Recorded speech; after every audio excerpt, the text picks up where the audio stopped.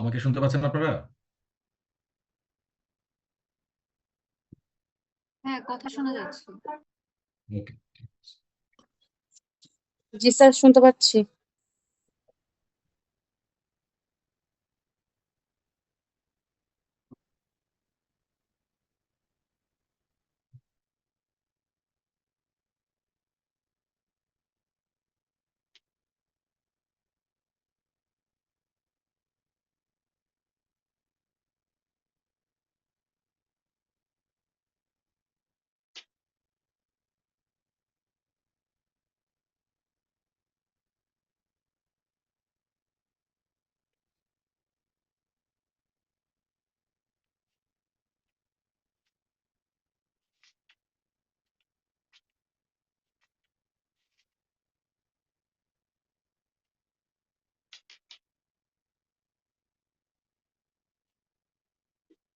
ওকে, last ক্লাসে আমরা কি পড়াইছিলাম কে বলতে পারবেন? একটু জাস্ট সামারি,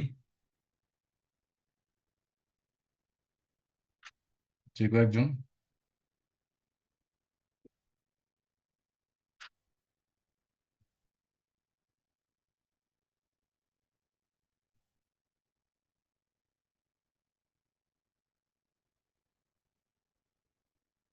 লাস্ট ক্লাসে আমরা কি পড়াইছিলাম?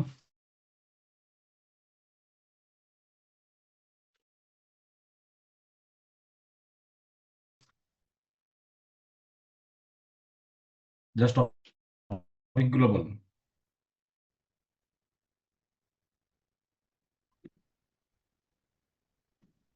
ওয়ারেন, সামন, হুলিয়া, সিকিউরিটি ফর কিপিং পিস, 107 পর্যন্ত পড়ানো হয়েছিল। শান্তি রক্ষার জন্য মুসলে কেন, এটা নিয়ে হচ্ছে এক্সিকিউটিভ ম্যাজিস্ট্রেট। জানলে হবে, বাইরে কিছু জানা দরকার। ওইটা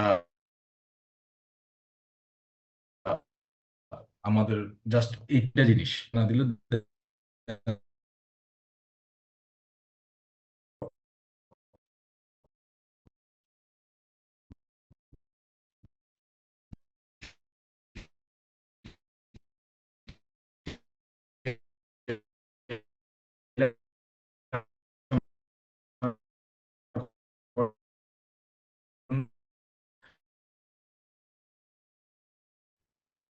আসে না।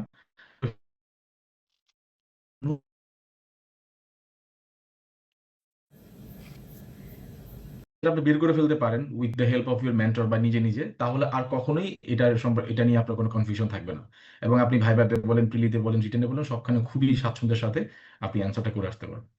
তো এখানে আনলফুল অ্যাসেম্বলি যেটা হয়, যেমন আমি জাস্ট একটু ব্যাকগ্রাউন্ড বলি আমাদেরকে। কিছুদিন আগে আমাদের দেশে 5ই আগস্ট হইলো। তখন আপনারা দেখছেন যে এই যে কারফিউ হইলো, পুলিশ নামছে, সিভিল ফোর্স নামছে, মিলিটারি ফোর্স নামছে, অনেক কিছু হয়ে গেছে আমাদের সামনে। পথে ঘাটে মিলিটারি দ্বারা মানুষজন চেক করতেছে। তো আপনার মাথায় আসতে পারে যে এরা এই ক্ষমতাটা কি থেকে পায় বা কিসের ভিত্তিতে তারা এটা এক্সারসাইজ করে। আপনারা কিন্তু নোটিফিকেশনও দেখছেন, গ্যাজেটও দেখছেন, কিন্তু আপনারা অনেকে জানেন হ্যাঁ এটা সিআরপিসির আন্ডারে হয়। কিন্তু আমরা আজকে দেখবো এটা কিভাবে হয়, অ্যাকচুয়াল ফিল্ডে এটাকে কিভাবে অ্যাপ্লাই করা হয়, এটা আজকে আমরা দেখব। তো কিন্তু ইদানিং অনেকে মনে করতে পারেন যে ভাই এটা তো একাডেমিয়া ভ্যালু নাই, প্র্যাকটিক্যাল ভ্যালু আছে, কিন্তু একাডেমিয়া ভ্যালু এটাকে না থাকলেও এটা প্রফেশনাল মানে কম্পিটিটিভ এক্সামে কিন্তু আসতেছে। আমি কখন কোন কোন পরীক্ষা এটা আসছে সেটা আপনাদেরকে আমি যখন পড়াবো তখন বলে দিব, আপনারাই অ্যান্সার করতে পারবেন। স্ক্রিন দেখা যাচ্ছে ঠিক মতো? জি স্যার, দেখা যাচ্ছে। যার বাসায় কোনো সাউন্ড নাই, একদম নিরিবিলি, বা যে পার্টিসিপেট করতে চান সে আনমিউট করে রাখবেন। ক্লাসরুমের মতো করে আমরা খুব ইন্টারেক্টিভ ওয়েতে পড়াশোনা করব। আমাদের সবসময় একটা কথা বলি, আমাদের মেইন মোটোই থাকে যা আমরা এখানে পড়ি এটা, এই পড়াটা এখানেই শেষ। বাসায় এটা নিয়ে আর কিচ্ছু করবো না, বাসায় জাস্ট প্র্যাকটিস করব, মানে এমসিকিউ গুলো করবো, বা চাইলে এটাকে আমি আরো এনহ্যান্স করব, নোট করব। এই মানে লেকচারের পরে যে সেকশনগুলো আমি পড়াবো এটা নিয়ে কোনো কনফিউশন থাকবে না, এবং টোটাল মেমোরাইজেশন করানোর দায়িত্ব আমার। তো এই জন্য বলি যে আপনারা একটু ওই আনমিউট করে রাখবেন, একটু লেস নয়েজি জায়গাতে যান এবং আমার সাথে পার্টিসিপেট করেন। প্রথমটা হচ্ছে আনলফুল অ্যাসেম্বলি, মানে যেটাকে আমরা বলি হরতাল বা হচ্ছে গ্যাদারিং, হ্যাঁ, সভা সমাবেশ নিষিদ্ধ করে অনেক সময়। তো এটা আনলফুল কখন হয় সেটা আমরা জানি পেনাল কোড থেকে। এখন এখানে দেখা যাচ্ছে যে এটা অ্যাসেম্বলি টু ডিসপার্স, মানে ছত্রভঙ্গ। ডিসপার্স মানে কি? ছত্রভঙ্গ। ছত্রভঙ্গ করার জন্য কে অর্ডার দিতে পারে? দেখেন, এক্সিকিউটিভ ম্যাজিস্ট্রেট আর হচ্ছে কে, ওসি। কে দিতে পারে? কে দিতে পারে? এক্সিকিউটিভ ম্যাজিস্ট্রেট এবং ওসি। ওসি এটা কোনো এসআই টেসআই দিতে পারে না কিন্তু। ওসি দেখবেন এই জন্য যখন কোনো হরতাল হয় সেখানে দেখবেন ওই যে তার কাঁধের উপরে এরকম শাপলা মতো স্টারওয়ালা একজন লোক যায়, সে হচ্ছে ওসি। সে ওখানে যাইতে হবে, কোনো এসআই গিয়ে সেখানে ছত্রভঙ্গ করার জন্য গেলে হবে না। যদি এসআই যাইতে পারে, বাট ওসির মানে এম্পাওয়ারমেন্ট তার আগে পাইতে হবে, OC has to be on the place. তো এটা করতে পারে কে? এক্সিকিউটিভ ম্যাজিস্ট্রেট এবং অফিসার ইনচার্জ। তিনি হচ্ছে কমান্ড দিবেন ওই আনলফুল অ্যাসেম্বলিকে যে আপনারা এখান থেকে কি চলে যান, এবং তারা সেখান থেকে চলে যাবে। তারা কি আসলে যায়? যায়? যারা হরতাল করতে আসে এরা কি যায়? বলেন যায় তো। না স্যার। যায় না। আরো লোকজন নিয়ে দাঁড়াই থাকে যে আজকে একটা ফাটাফাটি হবে। ঠিক আছে, তো এটা তো আইন প্রণেতারাও জানতো যে এরা যাবে না, কারণ তারা এখানে আসছে কোন একটা কারণে। ধরেন গার্মেন্টস এর সব কর্মী রাস্তায় নেমে গেছে, তাদের বেতন দেওয়া হচ্ছে না। তো মাইকের মধ্যে বলে আপনারা চলে যান, আমরা মালিক পক্ষের সাথে কথা বলেছি, আপনাদেরকে বেতন দিবে। Do they listen to this bullshit? তারা কি শুনে এটা? শুনে এটা? No. শুনে না। তারা বললো No. যে তোরা সবাই 3 তলা 4 তলা থেকে সবাই নেমে আয়, রাস্তায় আয়, ওই বোতল ভাঙ, এটা সেটা ভাঙ, হ্যাঁ, আগুন জ্বালা, টায়ার পুরাই দেয়। তারপরে গিয়ে ওই কর্তৃপক্ষ টনে টনে দেন, তারা এসে একটা সমঝোতায় দেয়। তো এই ধরনের যখন ডিসপার্স করার জন্য বলে, কে কে বলে, কে অর্ডার দেয়? এক্সিকিউটিভ ম্যাজিস্ট্রেট বা ওসি। ডিসপার্স করতে বলে, এবং তারা অ্যাকর্ডিংলি সেটা শুনে নাকি? শুনে না। তারা সেখানে শোনে দাঁড়ায়। না। তখন যেটা হয়, এই যে দাঁড়ায় যখন থাকে তখন ইনস্ট্যান্ট তো ভাই পুলিশ তো সেখানে থাকে, পুলিশের কথা শুনতেছে না বলেই তো ঝামেলা হচ্ছে। তখন ইনস্ট্যান্ট চাইলে এই যিনি সেখানে এই মানে হচ্ছে কমান্ড দিচ্ছেন, হ্যাঁ, তিনি চাইলে সিভিল ফোর্সের সহায়তা নিতে পারেন। দেখেন আমরা কিন্তু, ওই যে আমার একটা বন্ধু আছে মজা করে বলতো যে ফোর্স কয় প্রকার, সে বলুন তো ফোর্স কয় প্রকার, দেখি কে বলতে পারবেন? ফোর্স কয় প্রকার? 3 প্রকার মনে হয়।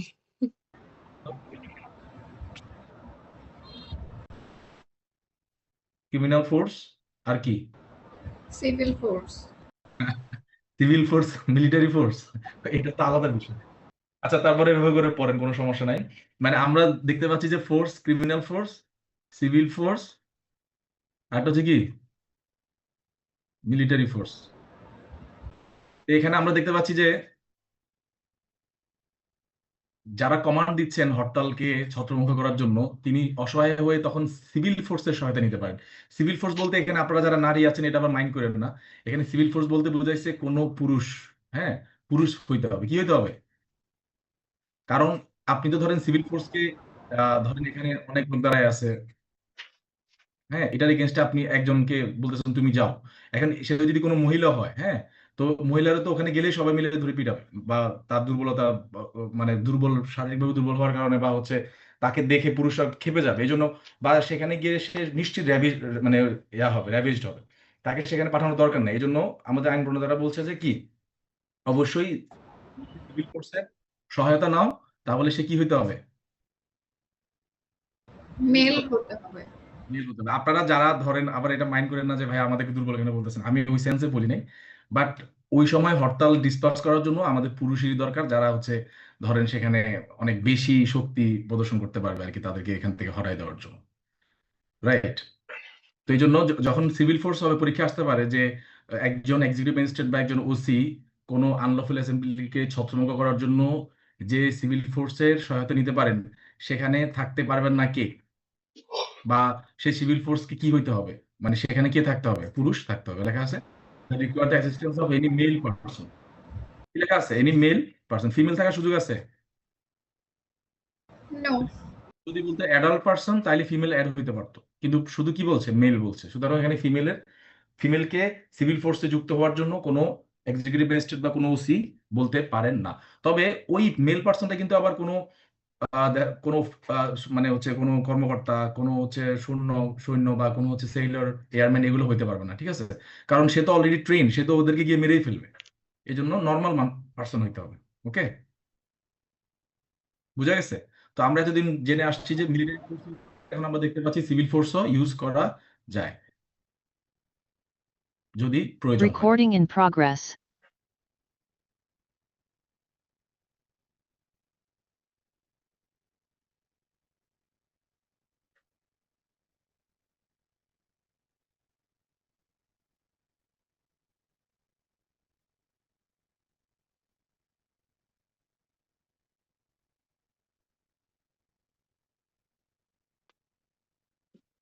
ওকে, এরপর হচ্ছে মিলিটারি ফোর্স।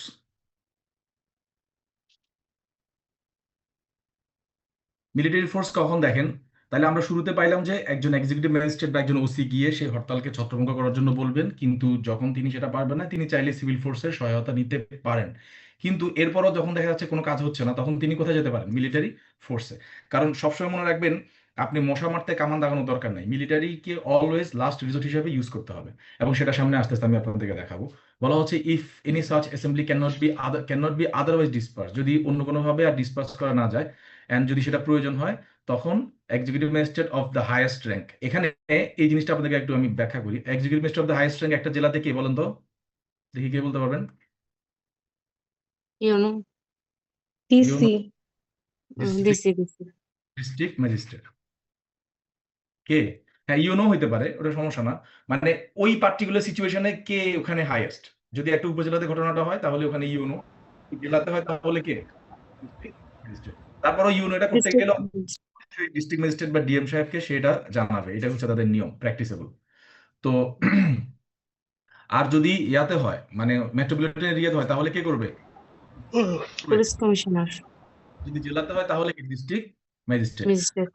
আমরা জানলাম যে হরতাল বা আনলফুল অ্যাসেম্বলিকে ছত্রভঙ্গ করার জন্য মিলিটারি ফোর্স কল করতে পারে একজন ডিস্ট্রিক্ট ম্যাজিস্ট্রেট অথবা একজনকে পুলিশ কমিশনার। ঠিক আছে?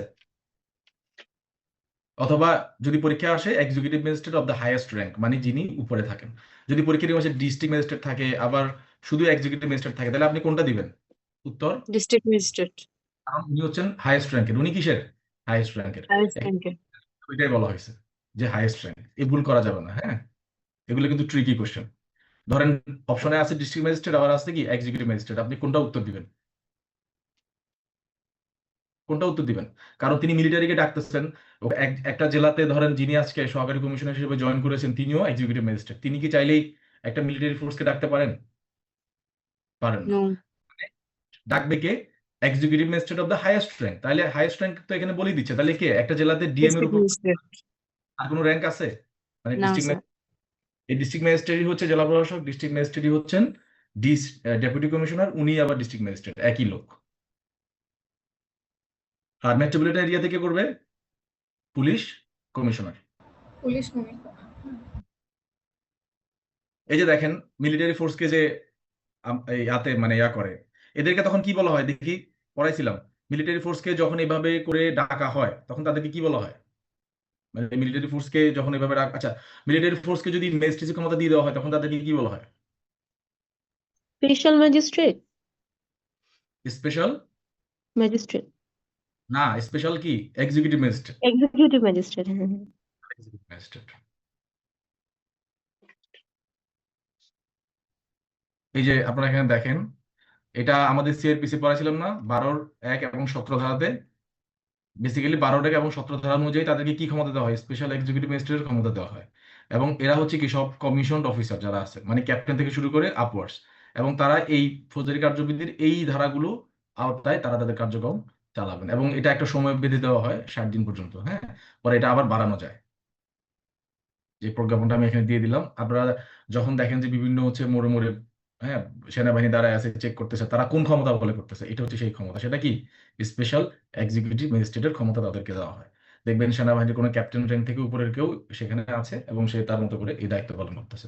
তো ক্ষমতা কি কি এই দেখেন, এই যে 64, 65, 83, 84, কাউকে সার্চ করা, কাউকে অ্যারেস্ট করা, হ্যাঁ, এই যে শান্তি বিনষ্ট হইলে মুসলেকানো বা এভরিথিং এখানে আছে, সবকিছুই আছে। এগুলো একটু আপনার সিআরপিসি থেকে দেখে নিয়ে। এবার এই যে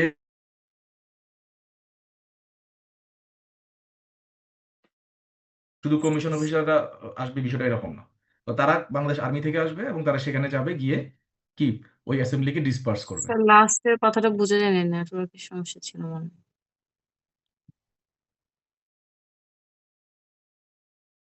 এখন এখন শুনতেছেন? এখন শুনতে পাচ্ছেন? জি স্যার, এখন শোনা যাচ্ছে। তো যখন এইভাবে একজন ডিএম মানে ডিস্ট্রিক্ট ম্যাজিস্ট্রেট বা পুলিশ কমিশনার সিদ্ধান্ত নেবেন যে তিনি এই আনলফুল অ্যাসেম্বলিকে ছত্রভঙ্গ করার জন্য মিলিটারি ফোর্স ব্যবহার করবেন, সেই মিলিটারি ফোর্সে কমিশন এবং নন কমিশন অফিসাররা থাকতে পারবে। সবাই যে কমিশন অফিসার হইতে হবে এমন না, এবং তারা বাংলাদেশ আর্মির সদস্য হবে। তো তারা কি করবে? তারা সেখানে অ্যারেস্ট করবে, করে এনে ম্যাজিস্ট্রেটের সামনে নিয়ে আসবে, ম্যাজিস্ট্রেট তাদেরকে পানিশ করবে। তো এখানে এই যে যেটা বলছিলাম যে যখন সেনাবাহিনী এইভাবে কাজ করবে, কাউকে অ্যারেস্ট করার ক্ষেত্রে বা কাউকে ধরার ক্ষেত্রে সবচেয়ে লিটল ফোর্স ইউজ করবে, লিটল ইনজুরি করবে। আমরা যদি দেখি যে একজনকে ধরতে গিয়ে মেরে ফেলছে, এটা কিন্তু কখনোই কাম্য না, যদি এমন ধরনের ঘটনা কিন্তু ঘটেছে বাংলাদেশে, যে সেনাবাহিনী মানে অ্যারেস্ট করতে গিয়ে বা হচ্ছে ছত্রভঙ্গ করতে গিয়ে গুলি চালাই দিছে। এই গুলি চালানো কি লিটল ফোর্স? No sir. এটাই এখানে হচ্ছে মেন কাহিনী, বাকিটা আমি বললাম না, অনেক পলিটিক্যাল ইস্যু হয়ে যাবে, আপনারা জাস্ট ধরে নেবেন।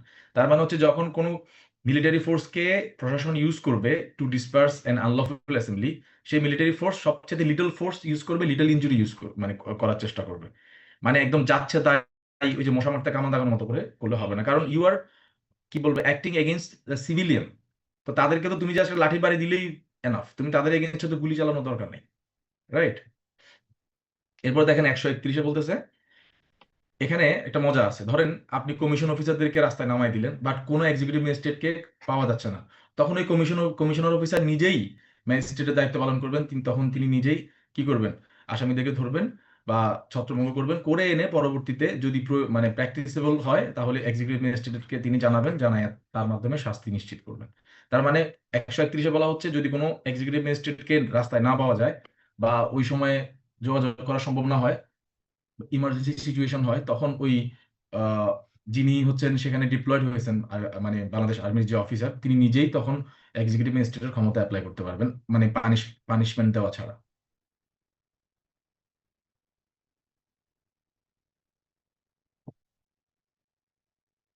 আর এই প্রিসিডিং সেকশনগুলোতে যাদেরকে ডিপ্লয় করা হবে তাদের বিরুদ্ধে কোনো আদালতে, কোনো ক্রিমিনাল কোর্টে কোনো কি মামলা করা যাবে না। ঠিক আছে? তা আপনারা বলতে পারেন যে ভাইয়া তাহলে আইসিটিতে যে এখন মামলা হচ্ছে, আইসিটিতে করা যাবে, কিন্তু নর্মাল আমাদের যে রেগুলার কোর্ট, রেগুলার যে ক্রিমিনাল কোর্ট, এখানে করা যাবে না। এই যে লেখা আছে no magistrate or police officer, হ্যাঁ, এদের এই নো টানতে টানতে এখানে আসছে যে shall be deemed to have thereby committed an offence, মানে যারা এই প্রিসিডিং সেকশনগুলোর আন্ডারে ডেপ্লয়েড হয়ে হরতাল বা আনলফুল অ্যাসেম্বলিকে ডিসপার্স করবেন, তাদের কোনো কাজকে অফেন্স হিসেবে ট্রিট করা যাবে না। ক্লিয়ার? বুঝা গেছে? কাদের কাজকে স্যার? হ্যাঁ, কাদের কাজকে মানে ইয়ে করা যাবে না যে? তবে যদি গভর্নমেন্ট যদি স্যাংশন দেয় তখন পারা যাবে। এই যে লেখা আছে, ভাইবাতে যদি প্রশ্ন করে যে একজন আর্মি অফিসার একজনকে এরকম করে মেরে ফেললো হরতাল ছত্রভঙ্গ করতে গিয়ে, হ্যাঁ, তখন আপনি বলবেন যে স্যার প্রথমত এটা উনি করা উচিত হয় না, কারণ আমাদের সিআরপিসি তে বলা হচ্ছে যে লিটল ফোর্স এবং লিটল ইনজুরি করতে হবে। তিনি যদি কাউকে মেরেই ফেলেন গুলি করে, তাহলে এটা তো লিটল ফোর্স হলো না, রাইট? তো সেক্ষেত্রে তার বিরুদ্ধে যদি প্রসিডিংস নিতে হয়, সেক্ষেত্রে কি লাগবে, সরকারের প্রায়র। লাগবে। এবার আমরা চলে আসি পাবলিক নিউসেন্সে। এটা খুবই ইম্পর্টেন্ট। 133, আমরা যেরকম 144 শুনি না, 144, এইটা 133ও আপনারা আজকে থেকে শুনবেন, যদিও এটা আপনারা এভাবে ধারায় বলে না, বাট অনেক সময় এক্সিকিউটিভ ম্যাজিস্ট্রেটরা এটা অ্যাপ্লাই করে। ধরেন আপনার বাসার সামনে বিশাল একটা হচ্ছে এরকম, এই যে সামনে কোরবানির ঈদ আসতেছে, একটা বিশাল একটা বাজার বসাই দিল, আপনি ঘর থেকে বেরোতে পারেন না, গরুর যত বর্জ্য টর্জ্য সবকিছু আছে সব আপনার বাসার সামনে ফেলে রাখতেছে, মানুষজন হাঁটতে পারতেছে না, রোগীরা যেতে পারতেছে না, বাচ্চা কাচ্চারা স্কুলে যেতে পারে না। তো এই যে ব্যাপারগুলো হচ্ছে, এগুলাকে আমরা কি বলি, এগুলো কি বলি? পাবলিক নিউসেন্স বলি। নয়সেন্স। বা আপনার ঘরের সামনে আপনার একটা চাচা ফার্মে মুরগির ফার্ম দিল, আপনি থাকতে পারবেন সেখানে? থাকতে পারবেন? থাকতে পারবেন না, না। তারপরে এরকম গ্রামে প্রচুর হয়, মানে মানুষ যে কত ধরনের শয়তান, এখানে গেলে আপনার তারপর যে আপনার বড় বড় যে এই যে মিলাদ মাহফিল গুলো বা এই যে ইলেকশন সাউন্ড রিলেটেড যে পলিউশন। হ্যাঁ, প্রচারণাগুলো, হুম। তো এটা কি হয় দেখেন, এটাও কে করে, যে একজন ডিএম বা একজন এক্সিকিউটিভ। একটা জিনিস মনে রাখবেন, 107 থেকে শুরু করে 147 এই সবখানে ম্যাজিস্ট্রেট কে? Executive executive magistrate, right? Executive magistrate considers receiving police report অথবা ইনফরমেশন। তার মানে এই ধারাটাকে ইনভোক করতে হলে পুলিশের একজন এসআই হয়তো নিজে রিপোর্ট দিতে পারে যে স্যার এই ঘটনা আমি পাইছি, অথবা যিনি এগ্রিভ তিনি সরাসরি সেখানে কি গিয়ে কমপ্লেন করতে পারে। ইনফরমেশন মানে কি? কমপ্লেন্ট। ঠিক আছে? কমপ্লেন করতে পারেন যে যে একটা আনলফুল অবস্ট্রাকশন হচ্ছে, নিউসেন্স হচ্ছে, হ্যাঁ, তারপরে কোনো পথ নদী বা কোনো চ্যানেলে বাধা দিচ্ছে, তারপরে হচ্ছে কোথাও আনলফুল ট্রেড হচ্ছে বা আপনাকে আপনার ট্রেড করতে দেওয়া হচ্ছে না, বা স্বাস্থ্যের প্রতি ঝুঁকি হয় এমন কোনো কাজ কোথাও করা হচ্ছে, রাইট? তারপর হচ্ছে কোথাও কোনো বোমাবাজি বা এক্সপ্লোশন করা হচ্ছে, যেমন এই যে আপনারা দেখেন বিভিন্ন সময় যে ইয়াগুলা বাজে, যে ওই যে কি বলে বাজি ফুটায় যে বিভিন্ন সময়, হ্যাঁ, এই বিষয়গুলা। তো এগুলা কি করা দরকার? প্রিভেন্ট করা দরকার, এগুলাকে স্টপ করা দরকার, should be prevented or stopped. এই মানে আপনি তো কাউকে অ্যারেস্ট হোক এটা চান না, আপনি চান যে এই ঝামেলাটা আমার রাস্তা থেকে সরান, এই সাউন্ড পলিউশনটা বন্ধ করেন, এই এই যে বাজি ফুটাচ্ছে আমার বাচ্চা ঘুমাইতে পারতেছে না এটা বন্ধ করেন, বা আমার রাস্তা দিয়ে হাঁটার রাস্তা যে যেখানে ঝামেলা করতে সেটা ক্লিয়ার করে দেন। এগুলা তো এগুলাই প্রিভেন্টেড অথবা স্টপ। অথবা আপনারা দেখেন এই এই যে এখন যে বর্ষাকাল, অনেক নিউজ এরকম হয়েছে, আমাদের ঢাকা ইউনিভার্সিটি আমাদের ডিপার্টমেন্টের সামনে এরকম দেখছি, একটা গাছ পড়ে মারা গেছে, যে a tree is likely to fall. বিশাল বড় বড় গাছ, কেউ তদারকি করে না, নিচে হয়তো একটা গাড়িতে বা রিক্সায় কেউ একজন ঘুমাচ্ছে, ঠিক ওই রিক্সার উপরে পড়লো, আমার সাথে লাগলো, এটা একটা নিউসেন্স। এই যে লাইকলি টু ফল, হ্যাঁ, কোনো একটা গাছ পড়ে পড়ে যাচ্ছে, তো এই যে ওই গাছটাকে কি করতে হবে? রিমুভ করতে হবে। বা কোনো একটা ধরেন আপনার পুকুর বা এক্সকেভেশন, হ্যাঁ, যেখানে আপনার পাবলিক প্লেসের সাথে, সেখানে কাউকে যেতে দেওয়া হচ্ছে না, বা সেখানে কেউ গেলে ডুবে মরে যাবে, এরকম সিচুয়েশন। মানে অনেক কিছু, মানে মোট কথা হচ্ছে মানুষের সেফটি রিলেটেড যে ব্যাপারগুলো বা মানুষের শান্তি রিলেটেড যে ব্যাপারগুলো, এগুলো সবকিছু এখানে কভার করা হয়েছে। তো তখন সেখানে ম্যাজিস্ট্রেট কি করবে? যিনি এটা ঘটাচ্ছেন তাকে একটা কন্ডিশনাল অর্ডার দিবেন। কি দিবেন? কন্ডিশনাল অর্ডার, যে আপনি এত তারিখের মধ্যে, এত দিনের মধ্যে বা এতটার মধ্যে এই জিনিসটা এখান থেকে সরাবেন, না সরালে এই এই হবে। এই জন্য এটাকে বলা হচ্ছে কি? কন্ডিশনাল, কি বলা হচ্ছে? Conditional order. তার মানে হয় যেখানে একটা কন্ডিশনাল অর্ডার থাকে সেখানে একটা কি থাকে? ফাইনাল অর্ডারও থাকে। ক্লিয়ার? তার মানে যিনি এই নিউসেসটা ঘটাচ্ছেন তাকে প্রথমে ডেকে এনে সাথে সাথে সাজা দিয়ে দিবে, নাকি তাকে শোকজ করবে এবং বলবে যে আপনি এটা এখান থেকে সরান? কোনটা বলবে? আগে শোকজ করবে। এই যে শোকজের সাথে সাথে যে একটা অর্ডার দিবে, ওটাকে কি অর্ডার বলা হচ্ছে? Conditional order. এবং সে একটা দিকে চলে আসছে, পয়সা মাথার উপর পড়লে আপনি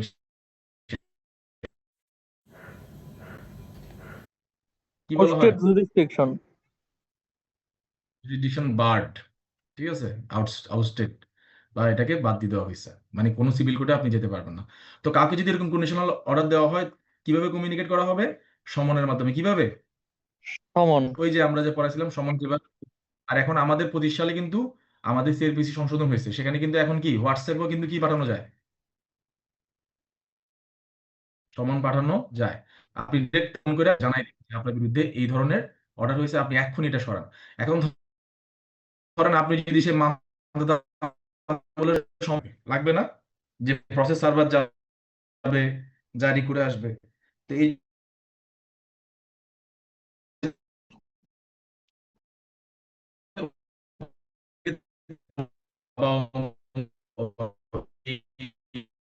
জানানো পরে হাট বসে, সরানো হলো আদেশ, যেটা তাকে করতে বলা হয়েছে, অথবা তাকে যদি দেখা যাচ্ছে না ইমিডিয়েট পারফরমেন্স প্রয়োজন নাই, একটা তার সাথে আগে একটু কথাবার্তা বলা দরকার, তার বক্তব্য শোনা দরকার, তখন তাকে কি বলবে? যে আপনি নিজে পার্সোনালি অ্যাপিয়ার হতে পারেন। এবার হচ্ছে এখানে আসি যে consequences of his failing to do so. যদি সে এটা করতে ব্যর্থ হয়, তাকে যে অর্ডারটা দেওয়া হলো, শোকজ করা হলো, সেটা যদি যে ব্যর্থ হয়, তখন সে পেনাল্টি পাবে। পেনাল্টিটা কিসের? 188। কিসের? পেনাল কোডের 188। 188-তে কি আছে বলুন তো? এই মানে ম্যাজিস্ট্রেটের অর্ডার যদি অমান্য করে হ্যাঁ, তাহলে সাজা কি কি হবে? বলছিলাম একটু আগে? সাজা 6 কি? মাসের 6 মাসের জেল প্লাস ফাইন। এক্স্যাক্টলি। তার মানে এখানে যত ধরনের আদেশ আছে, এগুলোর কিন্তু কোনো সাবস্টেন্টিভ মানে পানিশমেন্ট কিন্তু এখানে বলা হয়নি। এই পানিশমেন্টটা দেওয়া হবে কোন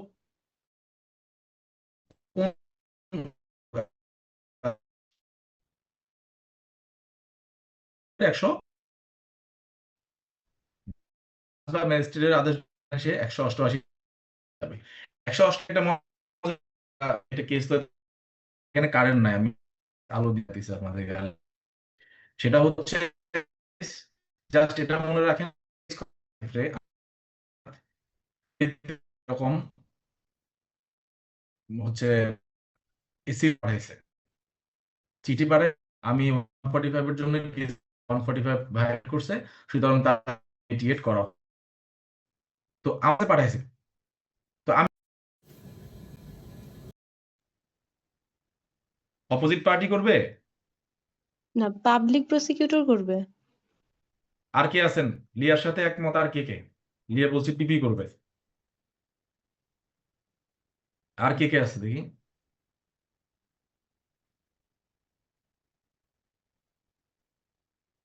কে করবে বলুন তো? অবশ্যই পিপি করবে। Very good. মামলাটা কে করবে? পিপি। তাহলে এসিলেন সাহেব যে জজ সাহেবকে পাঠাইছে যে আপনি, আপনার কাছে পাঠাইলাম, আপনি ব্যবস্থা নেন, আমি সরাসরি ব্যবস্থা নিতে পারবো? আমি যদি ব্যবস্থা নেই, আমি একটা পার্টি হয়ে গেলাম না? এই যে একটা কথা আছে, নেমো জুডেক্স কপসাসু, একটা কথা আছে না যে নো পারসন শুড বি, মানে কি বলে, no one should B A জাজ in which he is interested, right? আমি তো বিচারক, আমি তো তার বিরুদ্ধে অ্যাকশন নিতে পারবো না। Somebody has to bring it to the court. তাহলে সে কে? পিপি হয়ে গেল না? এখানে মোবাইল কোর্টের মেইন ইস্যুটা যে আমি যদি আমার আদেশ অমান্য করার কারণে যদি আমি সাজা দিয়ে দিই, আমি এখানে ইন্টারেস্টেড হয়ে গেলাম না? খেয়াল করছেন কিনা বিষয়টা? মানে আমি তো বিচারক হিসেবে কাজ করতেছি, আমি তো নিউট্রাল থাকবো, মাঝখানে থাকবো। তো আমার কাছে এটা কেউ একজন নিয়ে আসতে হবে, দেন আমি সাক্ষ্য প্রমাণের উপর বেস করে সেটাকে রায় দিব। তাহলে এসিলেন যখন 188 করার জন্য কোনো একটা এরকম রিকোয়েস্ট বলেন বা কোনো পেপার যখন কোনো ম্যাজিস্ট্রেটকে পাঠান, তাহলে এটা কি মানে রাইট চ্যানেল হলো, নাকি এটা তিনি পিপি কে পাঠাবেন? কার কাছে পাঠাবেন? পিপি কে পাঠাবেন। পিপি তখন মামলা করবে যে এই ব্যক্তি হচ্ছে সরকারের আদেশ বা জাজ ম্যাজিস্ট্রেটের আদেশ মানে নাই, তার বিরুদ্ধে প্রসিডিংস স্টার্ট করা হোক। বুঝা গেছে? তাহলে 188 এর যে কেসটা, 188 এর কেসটা কখন হয় ইয়ামিন বলুন তো?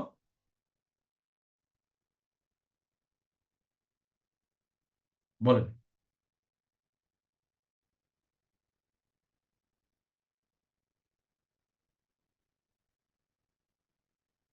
188 ধারার মামলা কখন হয়?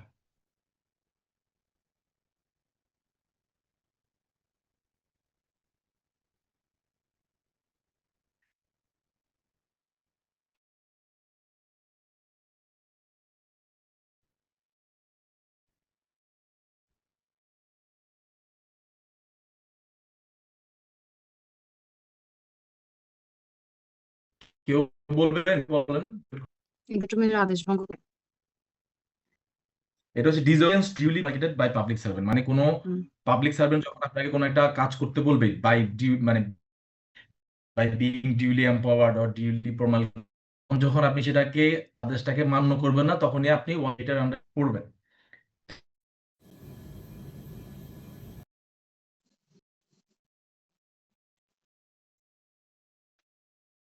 বাদী, মানে বাদী কি হবেন?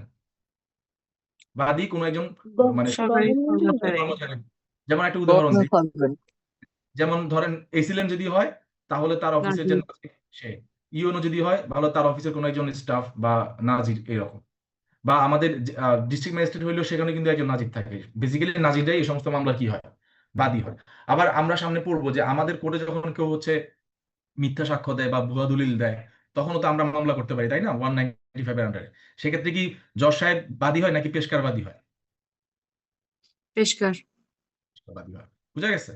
তো এটা, তো 188 এর বিষয়টা হচ্ছে কোনো গভর্নমেন্ট অফিসারের আইনানুগ আদেশ যদি কেউ অমান্য করে, তখন তার বিরুদ্ধে 188 এ কি করা যায়? মামলা করা যায়। তার মানে এখানে এই যে আমাদের এক্সিকিউটিভ ম্যাজিস্ট্রেট নুইসেন্স সরানোর জন্য যে একজনকে আদেশ দিলেন,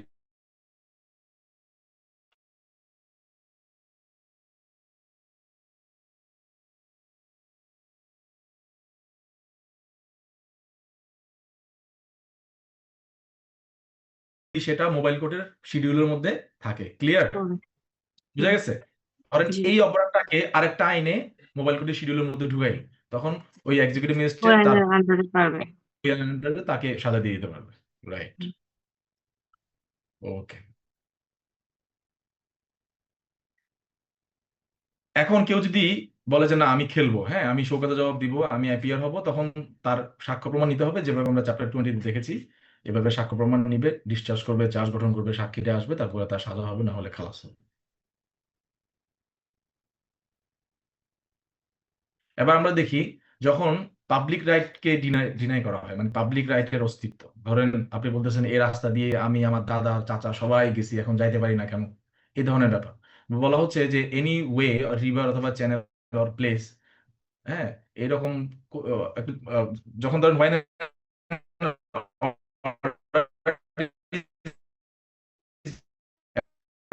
আপনার রাইট, হ্যাঁ, রিভার ওয়ে বা উপর থেকে যখন সরানো হবে সেখানে নিয়ে সিভিল কোর্টে কি চলতেছে, মামলা চলতেছে। তাহলে আমাদের ম্যাজিস্ট্রেট সাহেব এটা এন্টারটেইন করতে পারবেন? নো পারবেন? স্যার। পারবেন না। এখানেও ঠিক সেম, যদি ডিসঅবিডিয়েন্স করে 188 এর মধ্যে তিনি সাজা পাবেন। আর টুতে খুব মজার একটা কথা বলতেছে, যদি কাউকে আদেশ দেওয়া হয় এবং সে যদি সেটা পারফর্ম না করে, তাহলে ম্যাজিস্ট্রেট নিজেই সেটা পারফর্ম করে ফেলবে। মানে ম্যাজিস্ট্রেট নিজেই তখন হচ্ছে বিভিন্ন ধরনের ওই যে ইকুইপমেন্ট নিয়ে আসে পৌরসভা থেকে, এনে এটা নিজে নিজে সরাই ফেলবে।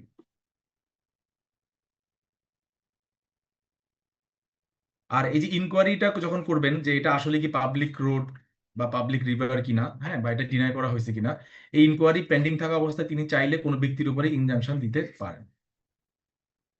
এটা কিন্তু ব্যক্তির উপরে, কোনো জায়গার উপরে না কিন্তু।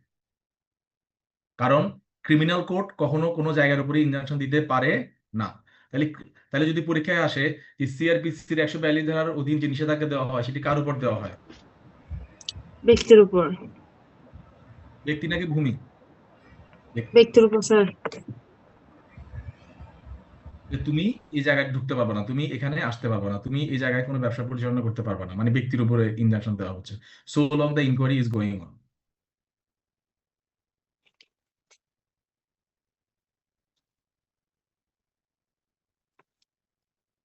হুম, ওকে, আমাদের এখানে মোটামুটি পাবলিক নিউসেন্সের ঘটনা শেষ। পাবলিক নিউসেন্স থেকে আপনারা কি বুঝলেন? যে পাবলিক নিউসেন্স যখন কোথাও কেউ করবে, সেটা হচ্ছে কি public safety, public health, public road, public way, এগুলোতে যখন কেউ নিউসেন্সের চেষ্টা করবে, তখন এক্সিকিউটিভ ম্যাজিস্ট্রেট ওই লোকটাকে ডাকবেন, মানে হচ্ছে সরাসরি হচ্ছে অ্যাপিয়ার হতে বলবেন এবং শোকজ দিবেন, কন্ডিশনাল একটা অর্ডার দিবেন। দেন তাকে শুনবেন, শোনার পরে যদি তার কোনো গ্রাউন্ড থাকে সেগুলো তিনি বিবেচনা করে সরান। সে যদি না সরায় তখন ম্যাজিস্ট্রেট নিজেই এটা কি করবে? সরাই ফেলতে পারবে। এবং ওই সরানো টাকা ওর কোনো মুভেবল প্রপার্টি থাকলে সেটা বিক্রি করে সেখান থেকে নিতে পারবে। আর ম্যাজিস্ট্রেট তার চাইলে প্রপার্টি বিক্রি করবে স্যার। যার বিরুদ্ধে অর্ডার দিয়েছে তার প্রপার্টি, তারপরে ম্যাজিস্ট্রেট চাইলে ইনকোয়ারি চলাকালীন সময়ে ইনজাংশন দিতে পারে। তবে এই ইনজাংশন কোনো প্রপার্টির উপরে হয় না, কার উপরে হয়? ব্যক্তির উপর করবে শুধু। রাইট।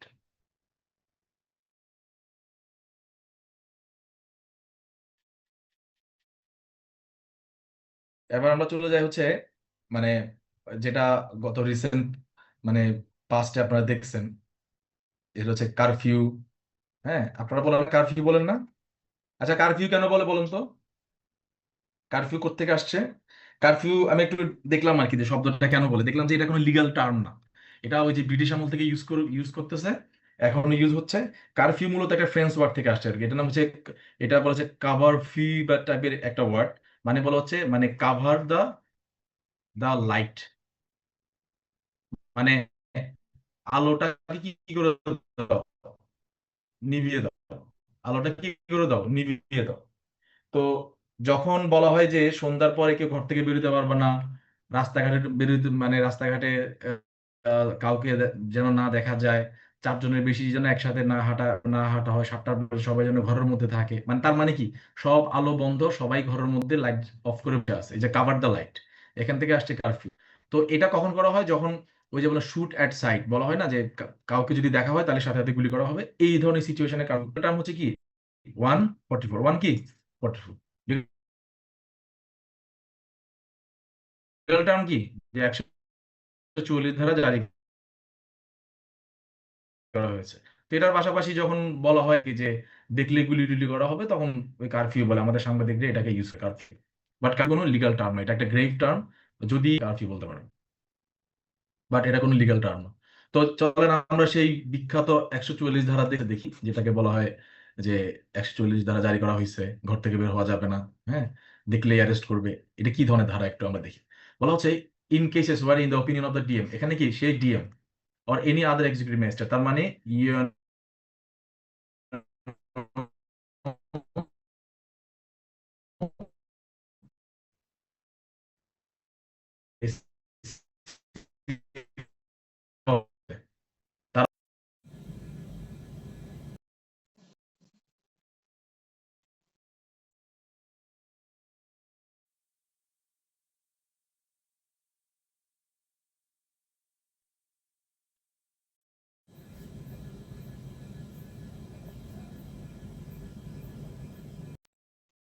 সেফটির জন্য Recording in progress. ক্ষতিকারক কোনো কাজ হতে পারে, এক্ষেত্রে যদি তারা স্যাটিসফাই হয় তখন তারা কি করেন, তখন তারা একটু উপরে যায়, তখন যারা যেটা করেন সেটা হচ্ছে তখন তারা একটা রিটেন আদেশের মাধ্যমে সেই আদেশে তারা কেন এই 144 জারি করতেছেন সেই ফ্যাক্টসটা তারা লিখেন, লেখার পরে তারা ডাইরেকশন দেন এনি পার্সনকে, ঠিক আছে, কোনো ব্যক্তিকে, কাকে দেয়, কোনো ব্যক্তিকে ডাইরেকশন দেন যে to prevent or to tense to prevent obstruction, annoyance, injury, risk, যেটা কিসের risk, public health, public life এবং পাবলিক সেফটি নিয়ে, হ্যাঁ, অথবা যেখানে রায়ট বা কোনো ধরনের দাঙ্গা হাঙ্গা হতে পারে।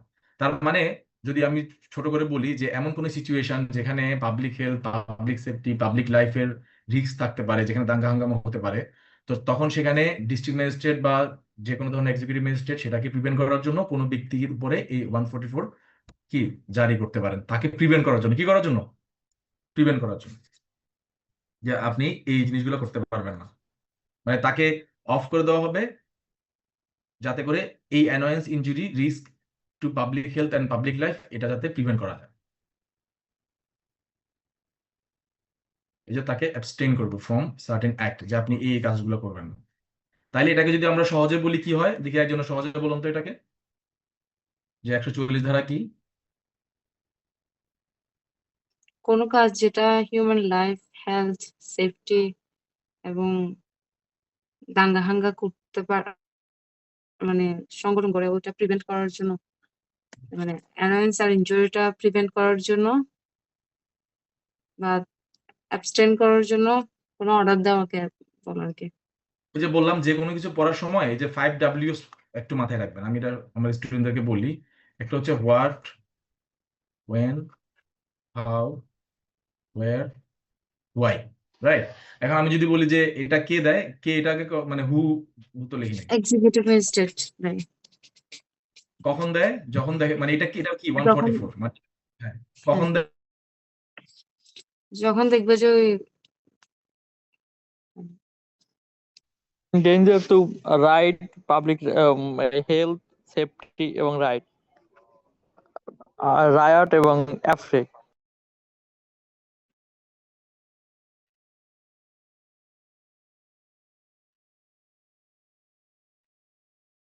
মানে হার্মফুল কোনো কাজ হওয়ার সম্ভাবনা রয়েছে, ইমিডিয়েট প্রিভেনশন দরকার, তখন এটা তারা দেয়, ব্যক্তির উপরে দিতে পারে, জায়গার উপরে দিতে পারে, সামনে আসতেছি, বাট বেসিক্যালি ব্যক্তির উপরে দেয় আর কি, জায়গাটা নির্ধারণ করে দেয় যে এই জায়গার মধ্যে যেন আপনারা না আসেন।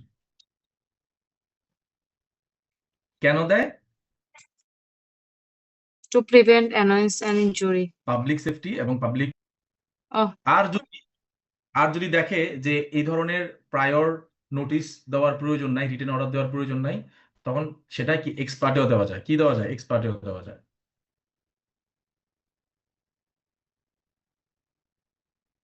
আর এই আদেশটা যার বিরুদ্ধে দেওয়া হচ্ছে তাকে ইন্ডিভিজুয়ালিও সার্ভ করা যাবে অথবা পাবলিকলিও এটাকে প্রকাশ করা যাবে। স্যার এক্সপার্টের ব্যাপারটা কি বলছেন?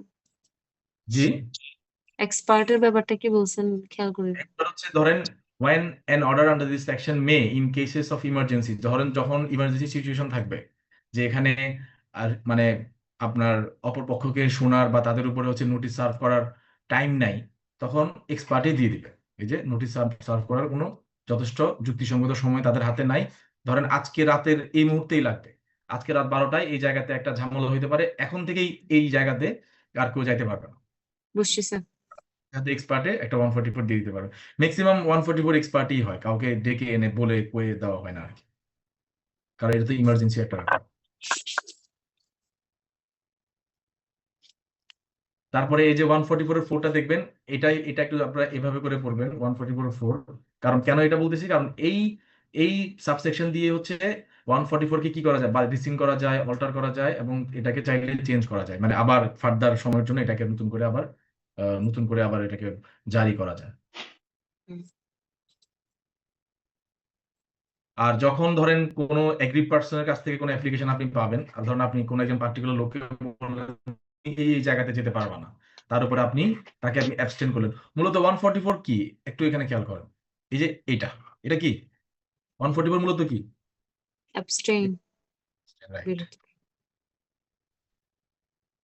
তো যদি আপনি কোনো ব্যক্তিকে এরকম বলেন যে তুমি ওই জায়গাতে পার্টিকুলার জায়গাতে যাইতে পারবে না, তখন সে তো এটার এগ্রিভড হবে। তখন সে কি করবে? তখন সে the magistrate shall afford to the applicant and early opportunity of appearing before him, যে আপনি আমার সামনে আসেন এবং আইদার নিজে আসেন অথবা উকিলের মাধ্যমে আসেন এবং আপনি একটা শোকজ দেন, হ্যাঁ, যে কেন এই আদেশটা আপনার উপরে ইলিগাল হবে বা কেন এই আদেশ আপনার উপর জারি করা হবে না। তখন সেইভাবে হাজির হবে, হাজির হয়ে সে তার মতো করে বলবে, এবং ম্যাজিস্ট্রেট যদি যুক্তিসঙ্গত মনে করেন সেটাকে ফেলে দিবেন, আর যুক্তিসঙ্গত মনে না করলে সেটা কন্টিনিউ করবে। তবে এই 144 এর কোনো আদেশ 2 মাসের বেশি থাকবে না। যদি, হ্যাঁ, এখন প্রশ্ন হচ্ছে 2 মাসের বেশি যদি থাকতে হয় তাহলে আবার নতুন করে কি করতে হবে? প্রজ্ঞাপন দিতে হবে, নোটিফিকেশন দিতে হবে। 144 তো যে কারোর উপর দিতে পারবে। হ্যাঁ হ্যাঁ, এনি পার্সন লেখা আছে না। আচ্ছা। তারপরে এই এই যে 144 এর প্রভিশনটা, এখানে মজার বিষয় একটু খেয়াল করেন। 144 এর এই প্রভিশন মানে 140 ধারা মেট্রোপলিটন এরিয়াতে দেওয়া যায় না, মহানগর এলাকাতে এটা এটা হয় না। ঠিক আছে, বুঝা গেছে? মহানগর এলাকাতে 144 অ্যাপ্লাই করা যায় না।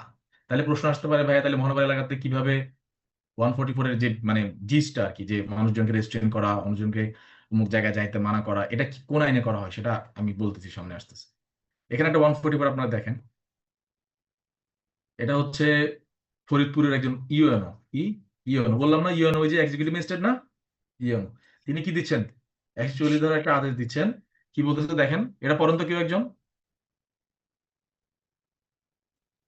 আমি রাসেল ইকবাল, উপজেলা নির্বাহী অফিসার ও এক্সিকিউটিভ ম্যাজিস্ট্রেট আলফাডাঙ্গা। আলফাডাঙ্গা, ফরিদপুর, আমার উপর অর্পিত ক্ষমতা বলে আইন শৃঙ্খলা পরিস্থিতি নিয়ন্ত্রণ, জনসাধারণের জীবন ও সম্পদ রক্ষা এবং শান্তি শৃঙ্খলা স্থিতিশীল রাখার লক্ষ্যে আলফাডাঙ্গা উপজেলার পৌরসভা, স্কুল, মাঠ ও বাজার এলাকায় 29 নভেম্বর 2025 রোজ শনিবার সকাল 10টা হতে সন্ধ্যা 6টা পর্যন্ত ফৌজদারি কার্যবিধি 1898 এর 144 ধারার আদেশ জারি করলাম। উক্ত সময়ের উল্লেখিত এলাকায় সকল প্রকার সমাবেশ, বিক্ষোভ মিছিল, গণজমায়েত, বিস্ফোরণ দ্রব্য, আগ্নেয়াস্ত্র ও সকল প্রকার দেশীয় অস্ত্র ইত্যাদি বহন সহ সংশ্লিষ্ট এলাকায় 5 বা ততোধিক ব্যক্তির একত্রে অবস্থান কিংবা চলাফেরা সম্পূর্ণ নিষেধ ঘোষণা করলাম। ওকে, কার উপর জারি হচ্ছে এটা? কার উপর জারি হচ্ছে? জনসাধারণের উপর একটি ব্যক্তির উপর। এটাকে কি করা হচ্ছে? অ্যাবস্টেইন করা হচ্ছে। Abstain from carrying any arm, মানে হচ্ছে আর্মস, ওয়েপন, এটা সেটা, বা কি করা যাবে না করা যাবে এটা বলা হচ্ছে। তাহলে বুঝা গেছে পুরো বিষয়টা। মানে এখানে টাইমও আপনার স্পেসিফাই করে দেওয়া হয়েছে, জায়গা স্পেসিফাই করে দেওয়া হয়েছে, কি করা যাবে না করা যাবে সেটা বলা হচ্ছে, এবং লাস্টে বলা হচ্ছে এটা কার উপর অ্যাপ্লাই হবে? ব্যক্তির, হ্যাঁ, ব্যক্তির উপর। 5 বা ততোধিক ব্যক্তির উপরে, অ্যাজ মানে জেনারেল সবার উপরে, এবং টাইমটা তিনি বলে দিচ্ছেন। তাইলে আমরা এখান থেকে এখন শিখি হাইয়েস্ট কতদিন এটা চলতে পারে। এখানে কিন্তু তিনি অবশ্য কবে শেষ হবে এটা কি বলছে? হ্যাঁ বলছে 10টা থেকে সন্ধ্যা 6টা পর্যন্ত। বলছে স্যার একদিনের জন্য। তো তাইলে এটা আপনি চাইলে কয় মাস দিতে পারেন টানা? 2 মাসেও দিতে পারবো, বাট এর বেশি দিতে পারবো না। এরপরে দিলে আবার আপনাকে নতুন করে আবার প্রজ্ঞাপন দিতে হবে। ক্লিয়ার? এবার আসি মজার বিষয়, কেউ প্রশ্নটা করেন নাই যে তাহলে মহানগর এলাকাতে 144 কেমনে জারি হয়। আমাদের সাংবাদিকরা কিন্তু লিখে ফেলে যে ঢাকার অমুক জায়গায় 140 ধারা জারি। ঢাকা তো মহানগর এলাকা, মানে যে ঢাকা সিটি কর্পোরেশন, সেখানে তো 144 জারি হয় না। সেখানে কিসের কিসের ভিত্তিতে হয় কে বলতে পারবেন? সেখানে কোন আইনে হয়? তো পুলিশ অর্ডিন্যান্স নাকি হ্যাঁ, ডিএমপি। 1976? পুলিশ হ্যাঁ, এই যে ঢাকা মেট্রোপলিটন পুলিশ অর্ডিন্যান্স 1976 এর 28 ধারা এবং কি 29 ধারা। তার মানে মেট্রোপলিটন এরিয়াতে কে 144 জারি করতেছে? ডিসি না, নাকি ডিএমপি। ডিএম নাকি পিসি মানে পুলিশ কমিশনার? Police commissioner. মানে ডিএমপি পুলিশ কমিশনার। আমরা তো ডিএমপি বলবো না, কারণ এটা তো ডিএমপি হতে পারে, আরএমপি হতে পারে, সিএমপি হতে পারে, হ্যাঁ। আমরা বলবো কি পুলিশ কমিশনার। এখন আপনারা বলতে পারেন যে ভাইয়া তাইলে এখানে তো একটা আইনের কথা বললেন আপনি, সেটা কি? Dhaka metropolitan police. ঠিক তেমনি করে আরএমপিও আছে, সিএমপিও আছে। যেমন আরএমপি 1992 এর 29-30 ধারা, সিএমপি 1978 এরও সেম 29 এবং 30 ধারাতে এটা আছে। মানে এই 29-30 ধারাতে 144 কে পুরোটা কি করছে? কাভার করছে। ক্লিয়ার? একটু জি, পড়লে দেখেন, এই যে দেখেন, পড়লে বুঝতে পারবেন যে আর্মস, সোর্স, স্পিয়ার্স, গানস এগুলো নেওয়া যাবে না, হ্যাঁ। তারপরে কোনো এক্সিবিশন করা যাবে না, পাবলিক কি বলে, আটেন্স। হ্যাঁ, তারপরে কোন ধরনের কি উম, মানে মোট কথা ওই যে 144 যা যা আছে এটাকে আরো এলাবোরেটলি এখানে ঢুকাইছে। 29 ঠিক তাই।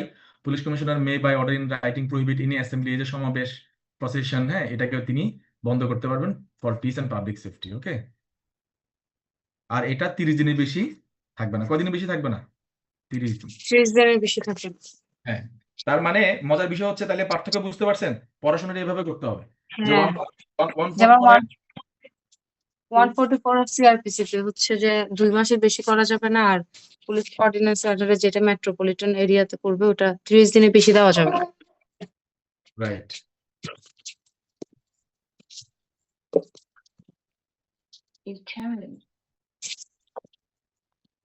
পার্থক্য হচ্ছে এই জায়গাতে। এই যে দেখেন, আপনাদেরকে একটা ডিএমপির একটা এরকম 144 দেখাই। এই যে ঢাকা মেট্রোপলিটন পুলিশ গণবিজ্ঞপ্তি, কি বলা হচ্ছে এটা? ইয়ামিন পড়েন তো এটা। এত দ্বারা সর্বসাধারণের অবগতির জন্য জানানো যাচ্ছে যে সম্প্রতি উদ্ভূত পরিস্থিতির প্রেক্ষিতে জনশৃঙ্খলা রক্ষার্থে ঢাকা মেট্রোপলিটন পুলিশ অর্ডিন্যান্স নং 376 এর 29 ধারায় অর্পিত ক্ষমতা বলে অদ্য 15ই মে 2025 খ্রিস্টাব্দে বৃহস্পতিবার হতে পরবর্তী নির্দেশ না দেওয়া পর্যন্ত মাননীয় প্রধান বিচারপতির সরকারি বাসভবন, বিচারপতি ভবন, জাজেস কমপ্লেক্স, বাংলাদেশ সুপ্রিম কোর্টের প্রধান গেট, মাজার গেট, জামে মসজিদ গেট, আন্তর্জাতিক অপরাধ ট্রাইব্যুনাল 1 ও 2 প্রবেশ গেট, বিচার প্রশাসন প্রশিক্ষণ ইনস্টিটিউট ভবনের সম্মুখে সকল প্রকার সভা সমাবেশ, মিছিল, শোভাযাত্রা ও বিক্ষোভ প্রদর্শন ইত্যাদি নিষিদ্ধ করা হলো। এছাড়া বিভিন্ন বিভিন্ন দাবি দেওয়া আদায় ও প্রতিবাদ কর্মসূচির নামে যখন তখন সড়কে অবরোধ করে যান চলাচলে বিঘ্ন না ঘটানোর জন্য সংশ্লিষ্ট সকলকে পুনরায় অনুরোধ করা হলো। ওকে, থ্যাংক ইউ। তো এখানে ওই যে যেটা বলছিলাম 28 এবং 29, 28টা হচ্ছে এটাকে এলাবোরেট করছে, আর 29-এ সরাসরি ক্ষমতা তাকে দিয়েছে। 28 হচ্ছে কি কি মানে কি কি তিনি রেস্ট্রেন করার জন্য বলতে পারেন সেটা 28-এ বলা হচ্ছে, আর 29-এ তাকে সরাসরি এম্পাওয়ার করা হচ্ছে যে তিনি চাইলে এই বিষয়গুলো যাতে কেউ না করতে পারে, ইন কোনো সভা সমিতি মিছিল মিটিং এর মাধ্যমে। হ্যাঁ, এবং সেখানে তিনি একটা এরিয়া, এই যে পার্টিকুলার প্লেস তিনি ঠিক করে দিচ্ছেন যে এই জায়গাগুলোর মধ্যে আপনারা এটা করতে পারবেন না। তাহলে মেট্রোপলিটন এরিয়াতে 144 জারি করা যায় নো স্যার। না? সেখানে কি কে জারি করে? সেখানে পিসি মানে কি? পুলিশ কমিশন, তাকে ক্ষমতা দেওয়া হয়েছে কি ওই পুলিশ কমিশনার যে আইনটা আছে, সরি পুলিশ মানে পুলিশ এটা কি? অর্ডিন্যান্স। হ্যাঁ, মানে পুলিশ ডিএমপি মানে ঢাকা মেট্রো, ওই মেট্রোপলিটন পুলিশ যে আইনটা আছে, ধরেন আহ রাজশাহীটা হচ্ছে Rajshahi metropolitan police act maybe 1992, তারপরেরটা হচ্ছে আর বাকিগুলো মেবি অর্ডিন্যান্স। তো যেটাই হোক, মানে ওই হ্যাঁ পার্টিকুলার লতেই বলা আছে সেখানে কাকে ক্ষমতা দেওয়া হয়েছে? পুলিশ কমিশনারকে। তিনি সেখানে এই 144 কি করবেন? জারি করবেন। যদি আমরা 144 বলতেছি মানে তিনি সেখানে কারো কারো মুভমেন্টকে কি করতে পারেন? রেস্ট্রেন করতে পারেন। ক্লিয়ার? হুম। আর আমরা এখান থেকে একটা পার্থক্য পাইলাম কি, সেটা কি বলুন তো? যে 144 এর কতদিন থাকতে পারে? 2 মাস। 2 মাস, আর পুলিশ আর কমিশন মহানগর এলাকাতে 144 কতদিন থাকে? 30 দিন। 30 days। বুঝতেছেন পার্থক্যটা? কারণ মহানগর এলাকাতে যদি এতদিন ধরে স্থগিত থাকে তাহলে তো মহানগর চলবেই না। মহানগর তো ব্যস্ত এলাকা, এই জন্য এখানে সময় কম। ওখানে 2 মাস, এখানে 30 দিন। এবার আমরা চলে আসবো সবচেয়ে ইম্পর্টেন্ট একটা মানে কি বলবো ধারা, যেটা আপনারা যারা কোর্টে প্র্যাকটিস করেন, যারা প্রথম লয়ার হবেন, জাজরা এটা পান খুব কম। সিভিল কোর্টে মাঝে মধ্যে আসে এই রিলেটেড ব্যাপার, কিভাবে আসে সেটা আমি বলতেছি। যারা লয়ার হন, কোর্টে প্র্যাকটিস করেন, তারা আপনাদের সিনিয়ররা আপনাদেরকে বলে চলো একটা 145 করে আসে। এটা কি? এটা হচ্ছে এটা হচ্ছে আমরা জানি যে ভূমি রিলেটেড যে মামলাগুলো হয়, দেখেন এই যে ইমুভেবল প্রপার্টি মানে কি? মানে কি? ভূমি ভূমিমান হয়েছে, ভূমিমান হয়েছে নাকি ভুল হয়েছে? দীর্ঘিকার না রস্বইকার? রসিকা স্যার। ওকে, তো ভূমি রিলেটেড মামলাগুলো কোথায় হয়? সিভিল কোর্টে। কোথায় হয়? সিভিল কোর্টে। সিভিল কোর্টে। কিন্তু আমরা এখন দেখতে পাচ্ছি এক্সিকিউটিভ ম্যাজিস্ট্রেট মানে কি একজন সহকারী কমিশনার এই রিলেটেড মামলাগুলো ডিল করতেছেন। তাহলে কোন ধারায়? 145। তো শুরুতে যেটা বলে আসছি, সবসময় মনে রাখবেন ক্রিমিনাল কোর্ট কখনো কোনো সম্পত্তির মানে ইমুভেবল সম্পত্তির কি নিয়ে কাজ করে না? টাইটেল নির্ধারণ করা টাইটেল লাগে, নিয়ে কাজ করে না।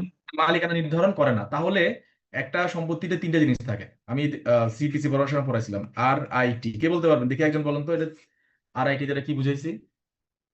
এই mnemonic right interest title. Very good. তার মানে এই যে রাইট, ইন্টারেস্ট এবং টাইটেল, তো এটার সাথে আরেকটা, এই রাইট ইন্টারেস্ট টাইটেলটা হচ্ছে একটা মানে একজনের কাছ থেকে আরেকজনের কাছে পাস হয় যখন আপনি বলেন যে ওনারশিপ পাস করছে। কিন্তু ওনারশিপের পাশাপাশি আরো একটা জিনিস আছে, সেটা কি বলেন তো? পজিশন। পজিশন। পজেশন। গুড। বলে যে possession is the 90% of the ownership. মানে যার যার দখল নাই, সে just he is just holding some papers. তার কাছে কিছু পেপার আছে, বলে যে কাগজ আছে আর কিছু নাই। আমাদের এলাকাতে অনেকে বলে, তুমি কি কাগজ সেল করছো? তার মানে কি? মানে he could not deliver the position, right? এই জন্য বলতেছে তুমি কি কাগজ সেল করছো? ভাই আপনি তো কাগজ কিনলেন টাকা দিয়ে। এটা কেন বলে? কারণ সে ওই জমিতে ঢুকতে পারতেছে না, কারণ তার যে বিক্রেতা তার কি কি নাই? পজিশন নাই। নাই। এই জন্য বলা হয় position is the 90% of the ownership. তো এখন এখন আমাদের কমন সেন্সকে জিজ্ঞেস করি, এখানে আমাদের এক্সিকিউটিভ ম্যাজিস্ট্রেটরা তাহলে এই ভূমি রিলেটেড কোন ব্যাপারটাকে দেখতেছেন? ওনারশিপকে দেখতেছেন নাকি পজিশনকে দেখতেছেন? পজিশনকে পজিশন। দেখতেছে স্যার। Very good. এটা আপনারা ধরে ফেলছেন। এবার আমরা চলেন মেইন আলোচনাতে যাই। আবারও বলা হচ্ছে যে এই ভূমির উপরে তাহলে কি হবে? যেহেতু এটা সিআরপিসি, ক্রিমিনাল, মানে ক্রাইম হওয়ার সম্ভাবনা থাকবে। কি হওয়ার সম্ভাবনা থাকবে? ক্রাইম হওয়ার সম্ভাবনা থাকে। এবং এই ক্রাইমটা হচ্ছে কি, মানে কোন বিষয়টাকে হচ্ছে কেন্দ্র করে? ওনারশিপ নাকি পজিশন? পজিশনটাকে। ভেরি গুড, মাথা ক্লিয়ার হয়ে গেছে। এবার চলেন আমরা পড়ি। বলা হচ্ছে whenever a DM or an EM, specially empower, সবাই তো এম্পাওয়ার্ডই, অথবা পুলিশ রিপোর্টের উপরে অথবা ইনফরমেশন, যেখানে ইনফরমেশন থাকবে সেখানে কি কি দিতে পারবো আমরা? অভিযোগ অভিযোগ। বা কি? মামলা বা কি? কমপ্লেন। এই যে 145 মামলাটা আমরা এখান থেকে যাই, এটা কি? এই মামলা মাধ্যমে আমরা এডিএম কোর্টে যাই, সেখানে একটা মামলা করি। দেন এডিএম সাহেব পুলিশকে বলেন যে তুমি একটা তদন্ত করে আসো, তখন গিয়ে পুলিশ রিপোর্টে তিনি পান। তো এই দুটার উপর ভিত্তি করে তিনি যখন দেখেন যে a dispute likely to cause a breach of peace exist concerning the land or water, এই যে immovable property, ঠিক আছে, land or water of the boundaries thereof, এই সীমানা নিয়ে বিরোধ শুরু হয়ে গেছে, পজিশন নিয়ে, উইদিন দ্য লোকাল লিমিটস, তার ইয়ার মধ্যে। এবং এবং তখন তিনি কি করবেন? তিনি যখন দেখবেন যে তার লোকাল লিমিটস এর মধ্যে কোনো ইমুভেবল প্রপার্টি, সেটা হতে পারে জমি অথবা পানি নিয়ে শান্তি ভঙ্গের আশঙ্কা দেখা দিচ্ছে, এই ধরনের কিন্তু কোনো তথ্য তিনি পেয়েছেন, মানে এই যে অভিযোগের মাধ্যমে, মামলার মাধ্যমে বা কমপ্লেনের মাধ্যমে তথ্য পেয়েছেন অথবা পুলিশ রিপোর্টের মাধ্যমে পেয়েছেন, তখন তিনি একটা অর্ডার দিবেন। সেটা অবশ্যই কি দিতে হবে? লিখিত একটা অর্ডার দিবেন। অর্ডার দিয়ে পার্টি থেকে বলবেন যে আপনারা আমার সামনে আসুন, আপনারা আমার সামনে কি টু অ্যাটেন্ড হিজ কোর্ট, আপনারা আমার সামনে আসুন। এন্ড আপনারা আপনাদের আসার সময় আপনারা কি যে যার যার কি নিয়ে আসবেন? WS, written statement. ওই দেখেন আরজির মতো হয়ে যাচ্ছে। কিসের মতো হয়ে যাচ্ছে? আরজির আরজি। মতো। তখন দুই পক্ষে একটা কি আরজি তৈরি করে, বাদীর একটা আরজি, বিবাদীর একটা আরজি। এটা কিন্তু শুরুতে বলে রাখি, এই 145 এটা কিন্তু কি, যেহেতু ইমুভেবল প্রপার্টি, যেহেতু পজিশন নিয়ে ডিল করতেছে, এটাকে আমরা কি বলতে পারি? কোয়াজাই সিভিল বলতে পারি। কি বলতে পারি? কোয়াজাই ক্লিয়ার? Okay fine. কারণ এটা ওই যে একটা মানে হচ্ছে প্রপার্টির দুইটা যে ব্যাপার, ওনারশিপ এবং পজিশন, তার মধ্যে কোনটাকে নিয়ে ডিল করতেছে? পজিশনকে নিয়ে ডিল করতেছে। জন্য এটাকে আমরা কোয়াজাই সিভিল বলতে পারি। এবং দেখবেন এটার ব্যাপারগুলো সিভিলের মতোই, মানে মজা আছে সামনে। তো দুই পক্ষরে বলবে যে তোমরা আমার সামনে আসো উইথ ইউর রিটেন স্টেটমেন্টস এবং রেসপেক্টিভ ক্লেমস, তোমাদের দাবিগুলো নিয়ে আমার সামনে আসো, এবং অ্যাকচুয়ালি কে পজেস করে সে ব্যাপারে আমার সামনে তোমরা তোমাদের যুক্তিগুলো উপস্থাপন করো। ক্লিয়ার? বুঝা গেছে এটা? 145 একটু বুঝছেন? দেখেন আপনারা কিন্তু অনেক শুনে আসছেন যে 145 কি, 145 কি, এটা হচ্ছে সেটা। আবার বলি, যখন কোনো এক্সিকিউটিভ ম্যাজিস্ট্রেট বা ডিস্ট্রিক্ট ম্যাজিস্ট্রেট কোনো মামলা আরজি পুলিশ রিপোর্টের মাধ্যমে জানতে পারবেন তার অধিক্ষেত্রের মধ্যে কোনো ইমুভেবল প্রপার্টি নিয়ে দুই পক্ষের মধ্যে ঝামেলা চলতেছে, তখন তিনি দুই পক্ষকে বলবেন আপনারা আমার কাছে আসুন আপনাদের আরজি বা রিটেন স্টেটমেন্ট বা লিখিত জবাব নিয়ে এবং আপনাদের ক্লেমগুলো নিয়ে। সেখানে আপনারা বলেন যে আপনারা কে সেই জমিটা দখল করেন। তো এখানে ল্যান্ড এবং ওয়াটার বলতে যেটা বললাম, সব building, market, fisheries, crops, everything, মানে ইমুভেবল প্রপার্টি বলতে যা যা বোঝায় সবই সবই ধরা হবে। তারপরে ওই যে সমনের মাধ্যমে তাদেরকে ডাকা হবে আর কি, সমন যাবে তাদের কাছে। খুব সিম্পল বিষয়। এই যে তখন তিনি কি করেন, তিনি কিন্তু ঠুস করে একটা আদেশ দেন না। যখন 145 এর মামলা হয়, ধরেন ইয়ামিন মামলাগুলো লিয়ার বিরুদ্ধে এডিএম কোর্টে কোথায় করে এটা, 145 মামলা কোথায় কোথায় করে, ADM court sir. District magistrate অথবা এক্সিকিউটিভ ম্যাজিস্ট্রেট। কিন্তু ওনারা তো আর নেন না, এটা কাকে দিয়ে দেওয়া হয়েছে এই ক্ষমতা, মানে মূলত কে এটা এন্টারটেইন করেন, একজন additional district additional magistrate. District magistrate. তো ডিএম এর ক্ষমতা যেমন এডিশনাল ডিস্ট্রিক্ট ম্যাজিস্ট্রেটের ক্ষমতা এই রিলেটেড হুবহু তাই, এই জন্য এটাকে বলে এডিএম কোর্টের মামলা। কি বলে, এডিএম কোর্টের মামলা। তো ইয়ামিন মামলা করলো লিয়ার বিরুদ্ধে। এখন তিনি হয়তো দেখা গেছে এডিএম তার ঢাকা ভার্সিটির বড় ভাই, এখন ইয়ামিন গিয়ে ওখানে গিয়ে চাটা খেয়ে আসলো, সাথে সাথে অর্ডার দিয়ে দিবে, তিনি কি করবেন, না, সামনের ইনকোয়ারি মাধ্যমে করবে। ইন পার্সন তাকে করবে। ইনকোয়ারি করবে।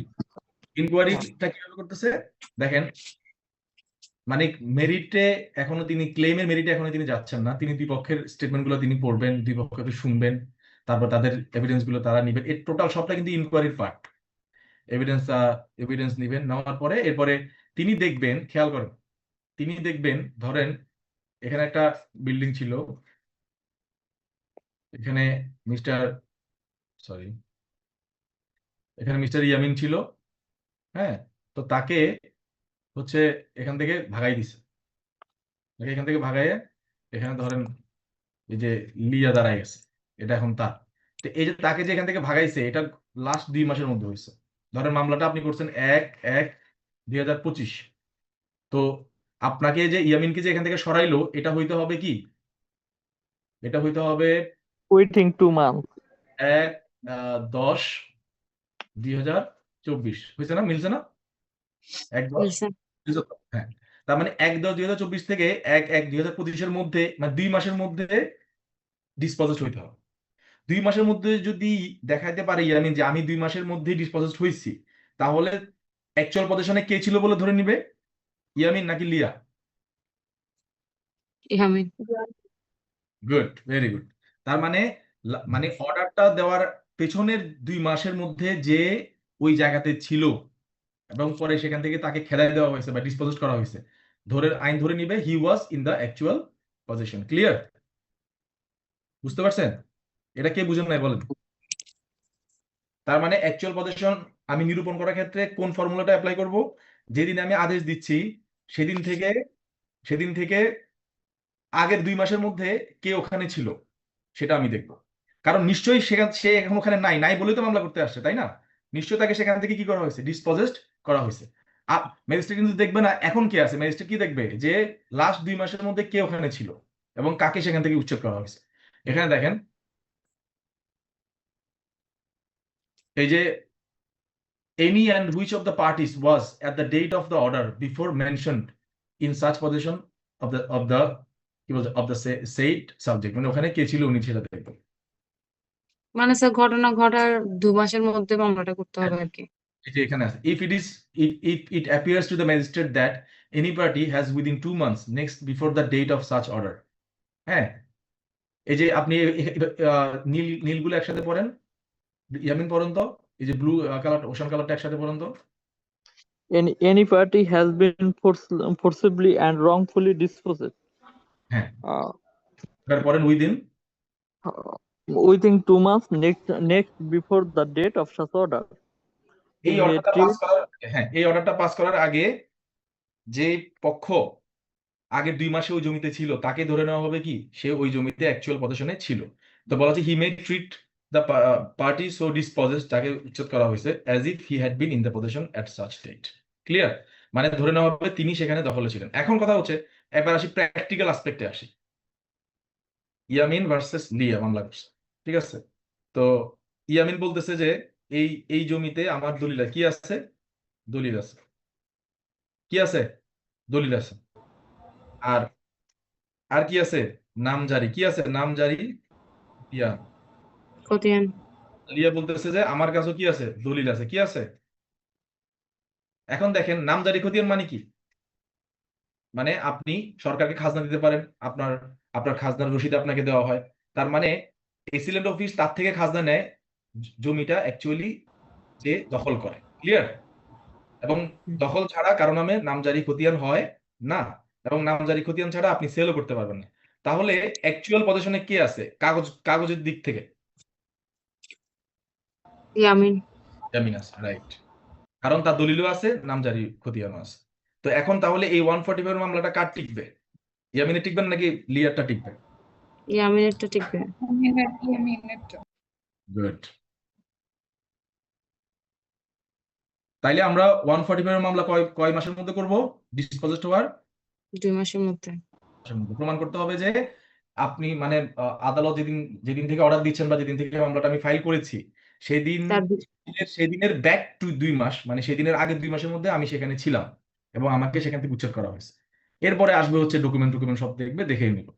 এখন মজার বিষয় হচ্ছে ধরেন দুই পক্ষই খুব শেয়ানা, দুই পক্ষ কেউ কাউরে ছাড়ে না এবং সেখানে ইমার্জেন্সি সিচুয়েশন আছে, কেউ গেলে মারে ফেলবে, মানে একদম কল্লা ফালাই দিবে এরকম অবস্থা।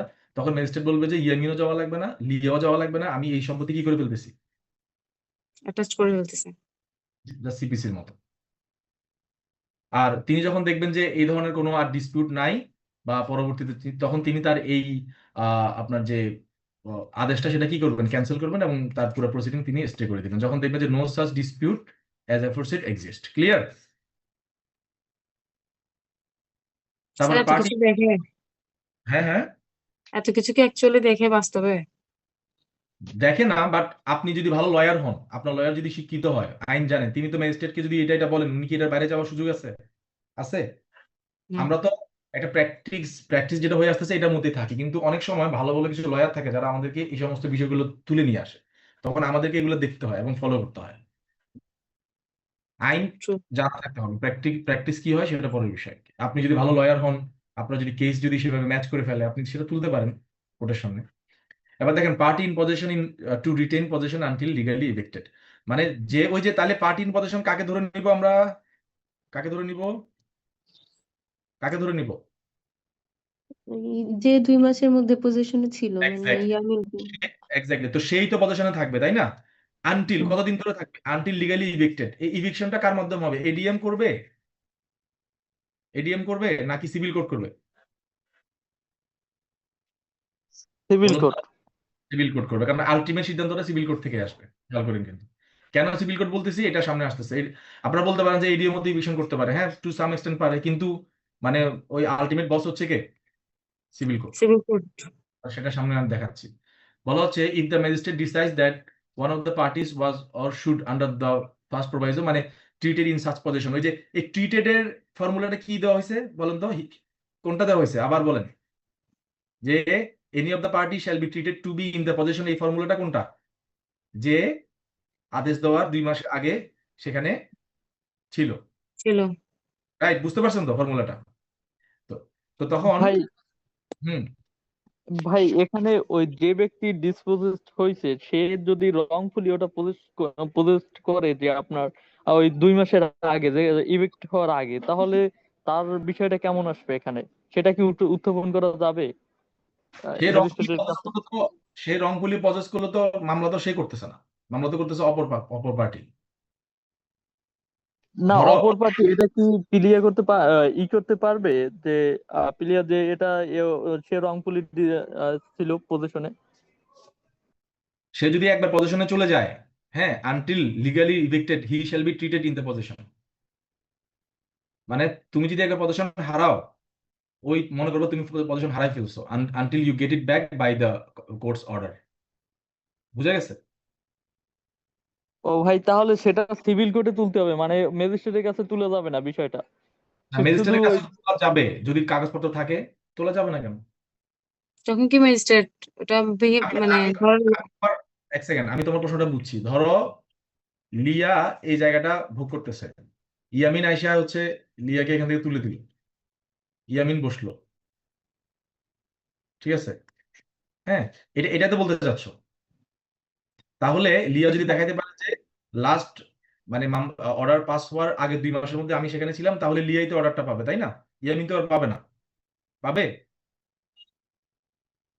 না ভাই, আমি যখন তখন যদি আমি দেখাই যে সে যে পজিশনে ছিল আমি ইভিক্ট করার পূর্বে, সে তার রংফুল পজিশন ছিল বা সে রংফুলি ওটাকে পজেস করছে, তো সেটা কি আমি ক্লিয়ার করতে পারবো ম্যাজিস্ট্রেটের সামনে? হ্যাঁ, এটাই তো মজা। ম্যাজিস্ট্রেট তখন প্যাচে পড়ে যাবে। কিসের প্যাচে পড়ে যাবে বলেন তো? তখন সে পদসম টদসম দিকে আর তাকাবে না, তখন তারা তাকাতে হবে কিসের দিকে?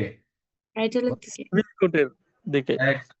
টাইটেলের দিকে যখন তাকাবে তখন তার হাত লক হয়ে যাবে, তখন সে বলবে যে ওই যে উত্তর দিকে যান। উত্তর দিক মানে কি, মানে সিভিল কোর্টে জানবা। ক্লিয়ার? কারণ আলটিমেটলি এই ডিসপিউট এসে হ্যাঁ, কোথায় থাকবে? স্যার আলটিমেটলি তো 145 করে লাভও নাই, আপনার আলটিমেটলি ডিসপিউটে কারণ টাইটেল, ও তো এটা দখল তো করে ফেলতেছে সবকিছু হইতে হইতে। ওই তো এই জন্য মানে এখন ভাই রেমেডি স্লো, আমরা কি করব? রেমেডি স্লো, কিছু করার নাই। ইয়ামিন বুঝতে পারছো প্রশ্ন উত্তর? হ্যাঁ ভাই। হ্যাঁ। আবার ধরো তুমি লিয়ার জায়গা দখল করে ফেলছো, হ্যাঁ, তো দখল করে ফেলাতে কিন্তু তোমার কাছে কোনো কি নাই, মানে ডকুমেন্টের ওয়েটটা তোমার চাইতে লিয়ারটাতে বেশি, কারণ লিয়ার কাছে কি আছে? খতিয়ানও আছে, নামজারি খতিয়ান আছে। She is giving taxes to the government, তোমার কাছে শুধু দলিল একটা আছে। তাহলে তুমি জোর করে যদি দখল করে ফেলো, সে কিন্তু ভূমি প্রতিরোধ আইনে মামলা করতে পারবে, 145 করতে পারবে, এবং সিভিল কোর্টে মামলা করতে পারবে, এবং তুমি সেখান থেকে উচ্ছেদ হবা। স্যার অ্যাসার থেকে করা যাবে না? কোনটা? স্পেসিফিক রিলিফ থেকে? ওই সেট 42 এর আন্ডারে। সেটের সেটে তো যাওয়ার সেটে যাওয়ার তো এখন দরকার নাই, ওটা তো হচ্ছে খতিয়ান সংশোধন। লিয়ার নামে তো না খতিয়ান আছে, স্যার, অ্যাসারের মাধ্যমে করতে পারবে না? তো সেটাই তো স্যার বলতেছি। টাইটেল স্যুট করবে, আচ্ছা সিভিল আচ্ছা, কোর্টে কোন মামলা করবে? টাইটেল স্যুটই তো করবে। জি বুঝছি। মানে তার শর্ত হুম, অস্বীকার করা হচ্ছে না এখানে। জি জি যেমন জি। যেমন হচ্ছে ইয়ামিন এসে সেখানে এসে বসলো, লিয়ার সত্য কি করা হচ্ছে? অস্বীকার করা হচ্ছে না। তখন হুম, সেখানে সে সত্য ঘোষণার মামলা করবে। মামলা করবে। আহ, এবং আরেকটা হচ্ছে কি, মানে ধরেন সেখানে যদি সে বেদখল হয়ে যায়, তখন সে কি ম্যান্ডেটরি ইনজাংশনের মামলা করতে পারে। মানে কি ম্যান্ডেটরি ইনজাংশন? মানে তার দখল বুঝাই দিতে হবে তাকে। হুম হুম। তো সেটা তো ভাই এসআর ওই আন্ডারে। তিন হ্যাঁ ভাই, ওই তিনটা মামলা ধরেন এসআর মামলা, এসআর এর আন্ডারে 42 এর আন্ডারে ডিক্লেয়ারটরি ওই পজিশন আর ডিক্লারেশন অফ এটা করলো, তারপর ভূমি আইনের অধীনে করলো, তারপর সিভিল কোর্টে করলো। তো তিনটা মামলায় কি কনকারেন্টলি ভাবে চলবে? তিনটা তো তিন কোর্টে চলবে, এটা তো এক কোর্টে না। তিনটার তিন রকম রেমেডি, তিন রকম কজ অফ অ্যাকশন। এরকম তিনটাকেই তিন কোর্টে করা যায় একটা ইস্যু নিয়ে? করা যায়, একই অবশ্যই করা সাথে যায়। করা যায়? একই সাথেই করা যায়, কারণ তিন ইস্যু, তিন কোর্টে ট্রায়াল হবে আলাদা আলাদা ভাবে। যেমন আমাকে একজন জোর করে উচ্ছেদ করে দিল, আমাকে তো আইন সেই রেমেডি দিচ্ছে, আমি সেটা কেন নিব না? Why wouldn't I invoke this? আমি তখন ইয়াতে যাব। তাহলে স্যার সব সব আইন থেকে মামলা করে দিয়ে যেটা আগে পাই রেমেডি, হ্যাঁ, এটা পাইলে তো হচ্ছে। এটাই তো হচ্ছে। তবে দিন শেষে যদি দেখানো যায় যে এই ব্যাপারটা সিভিল কোর্টের মাধ্যমে নিষ্পত্তি হচ্ছে, কিসের মাধ্যমে? সিভিল কোর্টে তখন অন্যান্য কোর্টের প্রসিডিংস কি হয়ে যাবে? স্টে হয়ে যাবে। আলটিমেটলি এসতে এটা আপনাদেরকে বলে দিলাম ভিতরের রহস্য, ঠিক আছে? এই যে কি লেখা আছে, ডিউ কোর্স অফ ল, হ্যাঁ। তো এখানে এটা একটু পড়ি, যে ট্রিটেড, ওই যে he shall issue an order declaring such party to, সে একটা অর্ডার দিয়ে বলবে যে তুমি এখানে থাকবা, মানে আনলেস ডিউ কোর্সে যদি সে ইফেক্ট না হয়। এই ডিউ কোর্স কি থেকে আসতেছে? সিভিল কোর্ট থেকে। কি থেকে আসতেছে? মানে এডিএম যখন কোন একজন ব্যক্তিকে বলবে যে তুমি এই জায়গাতে দখল করবা, সে ওই জায়গাতেই দখলে থাকবে, unless he be evicted in due course of law. ওই তখন যদি অপরপক্ষ যদি সিভিল কোর্ট থেকে একটা অর্ডার নিয়ে আসে, যদি দেখে যে না বাবা তুমি তো এখানে থাকতে পারবে না, তখন সে তাকে কি করে ফেলা যাবে? ইভিকশন করে ফেলা যাবে। তখন সে বলতে পারবে না আমি তো এডিএম কোর্ট থেকে আদেশ মূল এখানে আছি, এটা সে তখন বলতে পারবে না। ক্লিয়ার? হ্যাঁ ভাই। বুঝা গেছে?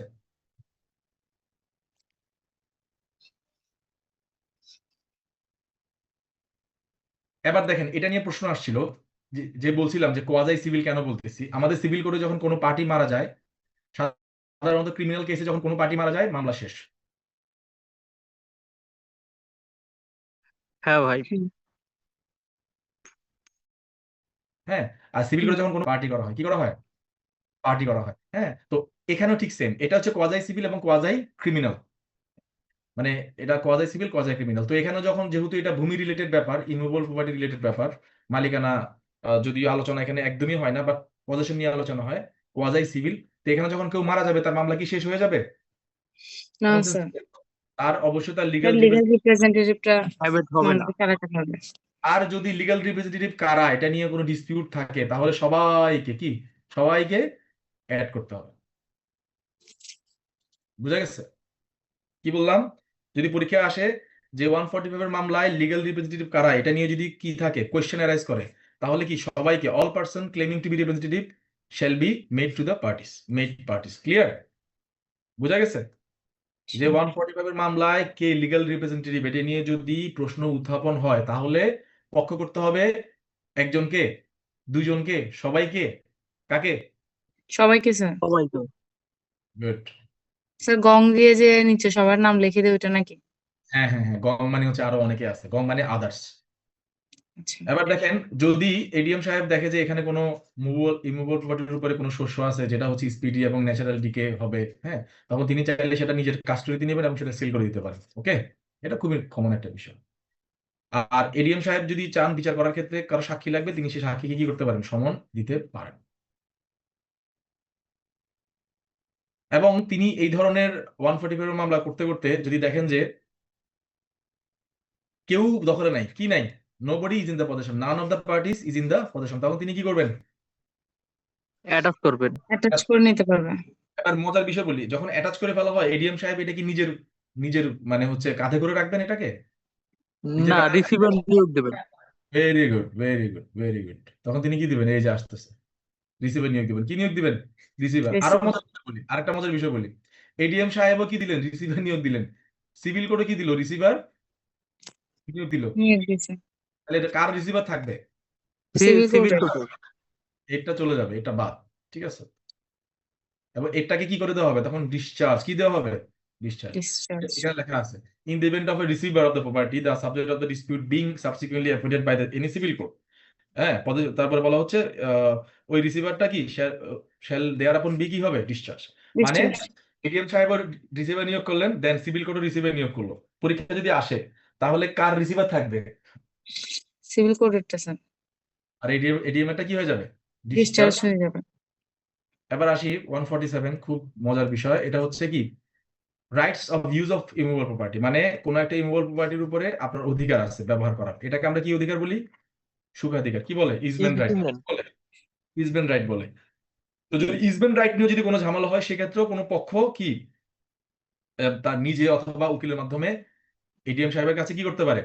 আবেদন করতে পারে, তিনি সেটা ইনকোয়ারি করতে পারে। 145 এর মতো। কিসের মতো? একদম এই যে বলাই আছে, দ্য ম্যানার 145 যেভাবে, এভাবে করা যায়।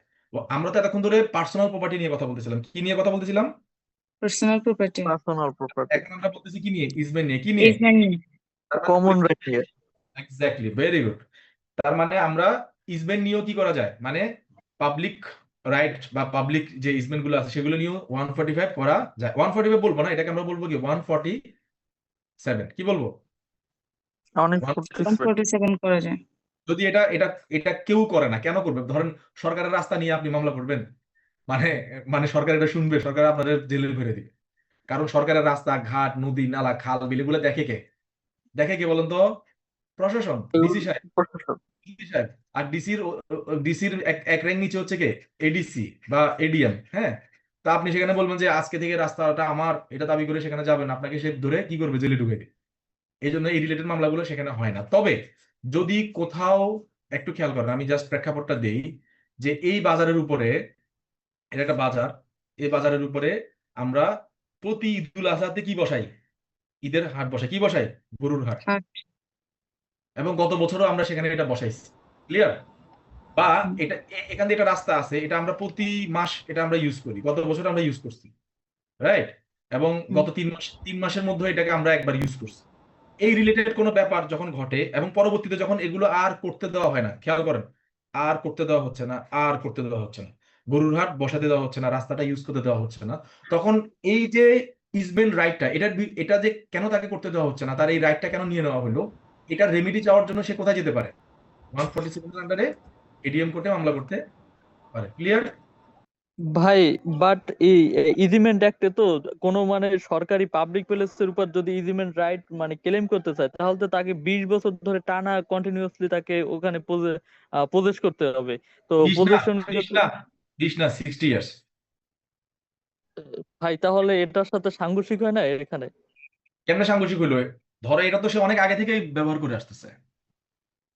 ও আচ্ছা, 2-3 বছর করলে সেটা তো আর তার রাইট হবে হবে না, না। সে তো সেটাই যদিও এখানে ইজমেন্ট বলতে এখানে কোনো টাইম লিমিট বেঁধে দেওয়া হয় নাই, এখানে 60 বছর ধরবো নাকি 2-3 বছর ধরবো এরকম কোনো ইস্যু না, জাস্ট দেখাইতে হবে যে আমরা এটাকে মানে ফর দ্য টাইম ইমেমোরিয়াল, বা গত বছর আমরা ইউজ করছি, গত বছর আমরা এখানে হাত বসাইছি, 3 মাস আগেও আমরা এটা ইউজ করছি। এখানে শর্তগুলো দেখানো হচ্ছে, আমি তোমাকে দেখাচ্ছি, সামনে আসো, দেখো এখানে কি বলতেছে, যে এই ধরনের অর্ডার দেওয়া হবে না যদি না দেখানো যায় যে unless such right has been exercised within 3 months. ঠিক আছে, যেদিন থেকে বন্ধ করা হয়েছে তার 3 মাস আগেও তোমরা এই রাস্তা দিয়ে হাঁটছো। ওকে, ক্লিয়ার? বুঝা গেছে? বুঝা গেছে? হ্যাঁ ভাই। হুম। ভাই তাহলে এখান থেকে মানে এটা তো সিভিল কোর্টে আরেকটা গেলে হচ্ছে দেখো, আরেকটা দেখো, যদি বলো যদি কোনো পার্টিকুলার সিজনে ইউজ করা হয় এটাকে, তাহলে অ্যাটলিস্ট এটাকে একবার ইউজ করা হয়েছে, লাস্ট বার, হ্যাঁ লাস্ট বার এটাকে ইউজ করা হয়েছে, যেটা বললাম গরুর হাট। যে সিজনাল যদি হয়, যদি কি হয় সিজনাল, যে এটা শুধু আমরা কোরবানের সময় এটাকে আমরা ইউজ করি, গতবারও আমরা এটাকে ইউজ করছি, সেক্ষেত্রে তোমাকে দেখাতে হবে গতবারও তোমরা ইউজ করছো। আর যদি দেখো যে এটা সারা বছর ইউজ করি, সেক্ষেত্রে তোমাকে দেখাতে হবে যে আমরা অ্যাটলিস্ট 3 মাস আগেও স্যার আমরা এই রাস্তা দিয়ে স্যার আমরা হাঁটছি স্যার, তাহলে আমাদেরকে এই অধিকারটা দেন। ঠিক আছে, ক্লিয়ার? ভাই তাহলে এখানে সিভিল কোর্টে যদি যাই সেখানে তো দেখবে যে ইজিমেন্ট রাইট এগেইনস্ট দ্য গভর্নমেন্ট, তাহলে 60 বছর আমাদের দেখাতে হবে। তো বাট এখানে তো এটা তো 3 মাস পূর্বে যেটা, বা অথবা যে লাস্ট সিজনে সেটা আমরা এক্সারসাইজ করছি সেটা দেখাতে হবে। তো রাইট। যদি এখানে ম্যাজিস্ট্রেট যদি রিফিউজ করে বা ডিক্লাইন করে, তো তাহলে এর এগেইনস্টে যে তার বিরুদ্ধে অ্যাপিল করা যাবে না, রিভিশন না, কোনো কিছুই করা যাবে না ভাই? কি করা যাবে, এই যে 435 439 এর এ, কি করা যাবে? কি করা যাবে? 439 এর এ এবং 435 রিভিশন কি? রিভিশন করা যাবে, হ্যাঁ কার কাছে? সেশন জাজ কার কাছে? মানে ভাই। ডাইরেক্ট? High court division. হ্যাঁ, আসা যাবে। তুমি ভাই 1 লাফে হাইকোর্টে আসতেছো কেন? তোমার বস আছে না ওখানে? ওখানে সকল ক্রিমিনাল কোর্টের বস কে জেলাতে? সেশন জাজ। জাজ। বুঝা গেছে? প্রত্যেকটা মোবাইল কোর্টের আদেশ, প্রত্যেকটা এক্সিকিউটিভ ম্যাজিস্ট্রেটের আদেশকে তুমি চ্যালেঞ্জ করতে পারবা কোথায়? ইভেন যে 144, যে তুমি যেটা করলা 144, এটাকে তুমি চ্যালেঞ্জ করতে পারবা কোথায়? চ্যালেঞ্জ করতে পারবা কার কাছে সেশন চ্যালেঞ্জ জাজ করতে? আচ্ছা। ক্লিয়ার? ক্লিয়ার? হ্যাঁ ভাই। হুম। হুম। টেসলা গুলো ওই যে কারেন্ট ছিল না দেখে বলি নাই, একটু পরে বলবো। ইভেন এই যে 145 যে কথাটা বললাম, তোমরা অনেক সময় বলো যে ভাই আমাদের এগেইনস্টে একটা 145 করে দিছে, এখন আমরা কি করব?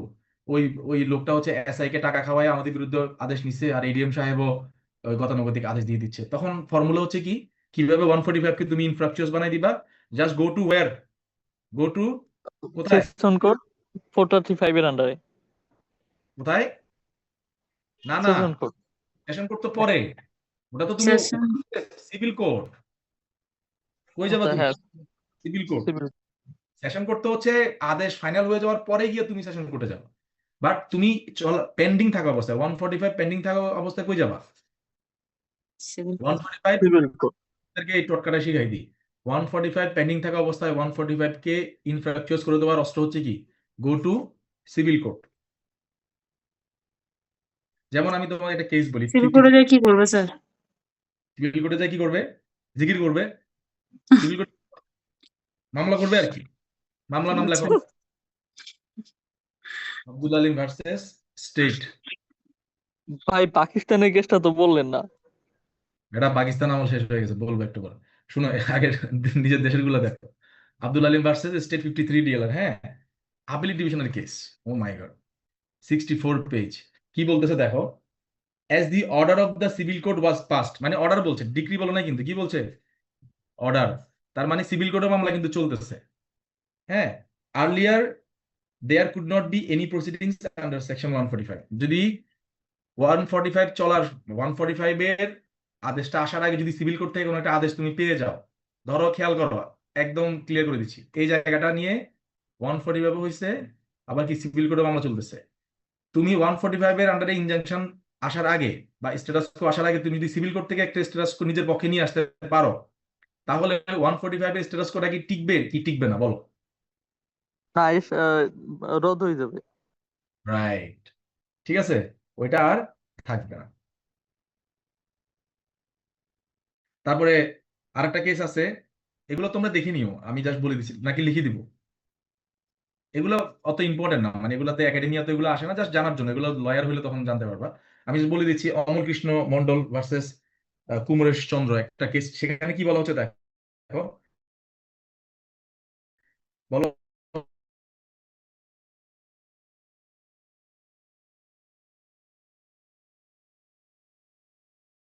সুগার নাই, ক্লিয়ার, বুঝা গেছে? হ্যাঁ ভাই। একদম ক্লিয়ার। এটা কিন্তু খুব মানে সূক্ষ্ম একটা রহস্য, অনেক লয়ার এটা জানে না, বা হা হুতাশ করা শুরু করে, ভাই 140 মামলা করে দিছে, কি করবো? আর তুমি সিভিল কোর্টে যাও, ওখান থেকে একটা ইনজাংশন নিয়ে আসো, আইনে এটা এডিএম সাহেবের শুনানিতে হাজির করো, উনি সাথে সাথে মামলা কি করে দিবে, স্টে করে দিবে। যদি বলবে আমি মামলা স্টে কোথায় করবো, আমাকে তো আইন বলে নাই, তখন বলবে স্যার আইন বলে নাই, কিন্তু কেস লতে আছে, কোথায় আছে, সে কেস ল দিয়ে দিবে। কেস ল। হ্যাঁ, যে এই কেস ল অনুযায়ী আপনি সেটা পারেন না। এখন আপনি যদি এটা করেন, তাহলে আপনার বিরুদ্ধে কন্টেম্পট হবে, কি হবে, কথা বলে না, কি হবে, কন্টেম্পট। এরপরে যদি সে এটা করে, তখন তার বিরুদ্ধে কই যাবা, 1439 এর এ এবং 435। 435 হচ্ছে রেকর্ড কল করে যে একটা রং প্রসিডিং হচ্ছে, এখানে এডিএম সাহেব একটা ভুল মানে বিচার করছেন। মাননীয় আদালত, সেশন জজ, আপনি এডিএম সাহেবের এই নথিটা তলব করেন এবং দেখেন যে সে ঠিক ঠিক আছে কিনা। 435 আদেশ মাদেশ ভাই সবকিছু। হুম।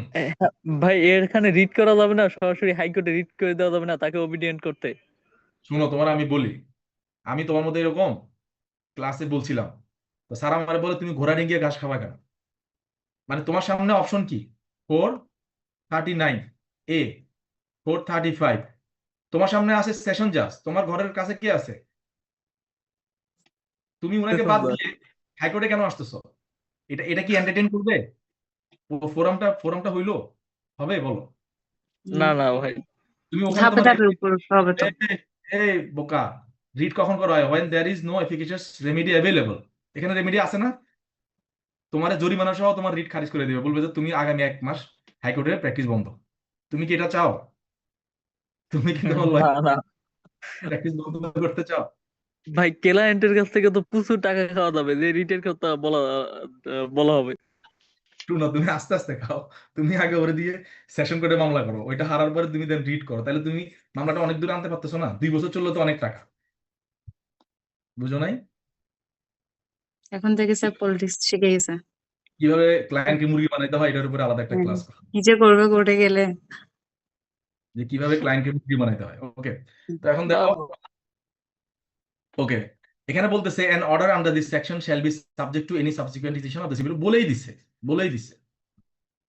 একবার একজন এরকম মামলা করছিল, তো বলতেছে যে ভাই এডিএম কোর্টে মামলা চলবে, সিভিল কোর্টে যদি মামলা হয়, তখন আমি বললাম যে সিভিল কোর্টের ডিসিশনের উপরে এডিএম কোর্টের মামলা ডিপেন্ড করবে। কি বলছে, an order under this section shall be subject to any subsequent decision of a civil court of competent jurisdiction। কোন সিভিল কোর্ট যদি কোনো ওই পার্টিকুলার প্রপার্টির কোনো একটা পার্টিকুলার বিষয় নিয়ে যদি আদেশ দেয়, সেই পার্টিকুলার বিষয়টা যদি আবার এডিএম কোর্টেও চলমান থাকে, তাহলে এডিএম কোর্ট কি হয়ে যাবে, রদ হয়ে যাবে, স্টে। এবার আমরা আসবো লোকাল ইনকোয়ারিতে। এখন কথা হচ্ছে লোকাল ইনকোয়ারি যদি দেখা যাচ্ছে যে লোকাল ইনকোয়ারি করার প্রয়োজন, ওই জায়গায় যাওয়ার প্রয়োজন, ওই জায়গায় যাওয়ার প্রয়োজন থাকে, তাহলে ডিস্ট্রিক্ট ম্যাজিস্ট্রেট তার অধীনস্থ কোনো এক্সিকিউটিভ ম্যাজিস্ট্রেটকে বলবে তুমি পার্টিকুলার জায়গাতে যাও, গিয়ে সেখানে তুমি দেখে আসো, এবং তাকে একটা গাইডেন্স দিয়ে দিবে যে এই জিনিসগুলো তুমি সেখান থেকে বের করে নিয়ে আসবে। Local inquiry. লোকাল ইনকোয়ারি দেখে আমাদের কাছে একটা জিনিস মনে, কিছু আরো কিছু জিনিসের কথা মনে আসতেছে না, বলুন তো সেগুলো কি কি? লোকালের সাথে আর কি কি আছে? এই যে দেখেন, local inspection. Local inspection, local investigation, local inspection. তো লোকাল ইনকোয়ারির সাথে আবার সিবিসি থেকে কিন্তু লোকাল কি আছে, লোকাল ইন্সপেকশনও আছে। মজার বিষয় বলি, লোকাল নোট নিচ্ছেন আপনারা? লোকাল ইনকোয়ারি কে করে? ডিস্ট্রিক্ট ম্যাজিস্ট্রেট তার এক্সিকিউটিভ ম্যাজিস্ট্রেটদেরকে দেয়। এই যে দেখেন সাবঅর্ডিনেট, হ্যাঁ, তার মানে লোকাল ইনকোয়ারি কোন এক্সিকিউটিভ ম্যাজিস্ট্রেট সুমোটো করতে পারে না আনলেস কি instructed by the district magistrate. Okay, কিন্তু লোকাল ইন্সপেকশন করে কে? জজ সাহেব। কে করে? জজ সাহেব বা জুডিশিয়াল ম্যাজিস্ট্রেট। তো 116 আন্ডারে তো উনি স্বাধীন, তার মানে উনি কি কারো অনুমতি লাগে, জেলা জজের অনুমতি লাগে না? উনি সরাসরি নিজে গিয়ে লোকাল ইন্সপেকশন করে আসবে, ওই জায়গাতে যাবে, গিয়ে দেখে আসবে জায়গাটাতে কি হয়েছে, কোথায় ক্রাইম হয়েছে, কিভাবে হয়েছে, দরজা জানালা কিভাবে ভাঙছে, উনি সেটা দেখতে পারে। কত আন্ডারে দেখতে পারে সেটা? 539 এর বি। কত লেখেন? 539 এর বি, মামলার যে কোনো পর্যায়ে অ্যাট এনি স্টেজ, এখানে আমি লিখে দিছি যে 539 বি এক এনি স্টেজ, এটাতে তিনি স্বাধীন এবং তিনি সেখানে গিয়ে একটা মেমোরান্ডাম তৈরি করেন এবং এই মেমোরান্ডামটা পরবর্তীতে সাক্ষ্য হিসেবে ব্যবহার করা যায়। কি কি করা যায়? সাক্ষ্য হিসেবে ব্যবহার করা যায়। লেখা হয়েছে? লেখা হয়েছে? হ্যাঁ ভাই। তাহলে ইয়ামিন বলো তো, লোকাল ইনকোয়ারি এবং লোকাল ইন্সপেকশনের মধ্যে পার্থক্য বলো তিনটা, দেখি পারো কিনা। হ্যাঁ ভাই, লোকাল ইনকোয়ারি করবে ডিস্ট্রিক্ট ম্যাজিস্ট্রেট আর সাবঅর্ডিনেট ম্যাজিস্ট্রেটের থেকে। তবে subordinate magistrate without any instruction সে সেটা করতে পারবে না। আর সেকেন্ডলি তাহলে লোকাল ইন্সপেকশন করবে জুডিশিয়াল ম্যাজিস্ট্রেট অথবা জাজ। সে উইথাউট এনি মানে ইন্ডিপেন্ডেন্টলি করতে পারবে। সে একটা এবং সে মেমোরেন্ডাম তৈরি করবে। ভাই এটাই তো মনে হয়। আর এট এনি স্টেজে। অ্যাটেন্ডেন্স করতে পারে, গুড। তারপর লোকাল, তাহলে তো লোকাল ইনকোয়ারি গেল, লোকাল ইন্সপেকশন গেল। সিআরপিসি তে কিন্তু লোকাল ইনভেস্টিগেশন নাই, ঠিক আছে? লোকাল ইনভেস্টিগেশন কোথায় আছে? সিপিসি তে। এটা এই জন্য আপনাদেরকে লিখে দিলাম। এটা হচ্ছে কত আছে? Order 26 rule 9, order 26/9। 26/9টা কেমনে মনে রাখবেন? ধরেন এখানে একটা জায়গা আছে, জায়গাটা হচ্ছে 26 ডিসিমো অথবা 27 ডিসিমো হতে পারে। তো জায়গাটা কি করতে, মাপতে হবে না? কথা বলেন, হুম জায়গাটা হুম হুম জি জায়গা জায়গা পরিমাপ করার জন্য কি লোকাল ইনভেস্টিগেশন দেওয়া হয় নাকি লোকাল ইন্সপেকশন দেওয়া হয়? Local investigation. Very good. তাহলে ইয়ামিন বলতেছে ভাই 26/9, এটা 27। কত? 27 পরে পাওয়া গেল আসলে এটা কত? 27 ডিসি। তাহলে 26/9 কত? 27। এভাবে মনে রাখবেন, মনে থাকবে? 26/9 27, মানে 26 না, এটা এটা কত ডিসিম? 27 ডিসিম। এভাবে মনে রাখবেন, আজকে থেকে ভুলবেন না। 26/9 কত? 26/9 27 দিচ্ছে। ক্লিয়ার? এই 26/9, এই 9 রে আমরা 9 দিয়ে করে দিলাম। আজকে থেকে যেন আর না ভুলেন। 26/9 27 মাপার পরে দেখলাম আসলেই তো 27। তাহলে এই মাপটা পাইলাম কখন? যখন আমি সেখানে একটা কি পাঠাইলাম? কমিশন পাঠাইলাম। কি পাঠাইলাম? কমিশন। লোকাল ইনভেস্টিগেশনের মধ্যে কি পাঠানো হয়? কমিশন পাঠানো হয়। একজন অ্যাডভোকেট কমিশনার গিয়ে সেটা মেপে টেপে আমার কাছে রিপোর্ট করবে যে স্যার আসলেই তো স্যার সেখানে 26 নয় বরং 27 ডিসিম জায়গা আমরা পেয়েছি। তাহলে জায়গা মাপতে হলে কি লাগে? ইন্সপেকশন নাকি ইনভেস্টিগেশন? ইনভেস্টিগেশন। ইনভেস্টিগেশন এটা মার্কেট ভ্যালু নির্ধারণ করে, মিন প্রফিট নির্ধারণ করে এবং এটার একটা এক্সপায়ারি ডেট আছে। যখন লোকাল ইনভেস্টিগেশন দেওয়া হয় এটা এটা মানে এক্সপায়ারি ডেট কত মাস? 3 মাস এবার আসি লোকাল ইন্সপেকশন। ইন্সপেকশন যেহেতু আসছে ওই যে আমাদের 39, মানে কি? Temporary injunction. তো টেম্পোরারি ইনজাংশনের ক্ষেত্রে যখন বলবেন যে স্যার এই জায়গার মধ্যে আমার 2টা গাছ আছে, একটা বাড়ি আছে, হ্যাঁ, তো 2টা গাছ একটা বাড়ি আসলে আছে কিনা এটা দেখার জন্য আমরা সেখানে কি পাঠাই? একজন অ্যাডভোকেট কমিশনারকে পাঠাই। এটাকে কি বলা হয়? ইন্সপেকশন। এটা হচ্ছে touch the dispute as it is, মানে এটা হচ্ছে ড্রোনের মতো উপর থেকে দেখা, যে সেখানে লিখবে যে স্যার এখানে একটা বাড়ি, বাড়ি এত ফুট এই, তারপরে অত ওই ওই ওই মুখী দরজা এতগুলো জানালা আছে, আর এখানে 2টা কি আছে? গাছ আছে, এখানে একটা রান্নাঘর আছে। এটা এখানে সে কিন্তু কোনো পরিমাপ করবে না। কি করবে না? কোনো পরিমাপ করবে না, যা আছে ঠিক তাই বলবে। কি বললাম? ড্রোনের মতো উপর থেকে দেখে একটা একটা পোর্ট্রে নিবে, একটা ছবি তুলে নিয়ে আসবে জাস্ট। এটা হচ্ছে কি? ইন্সপেকশনের কাজ। এটা এটা হচ্ছে কখন হয়? টেম্পোরারি ইনজেকশনের ক্ষেত্রে। কোথায় হয়? টেম্পোরারি ইনজেকশনের ক্ষেত্রে।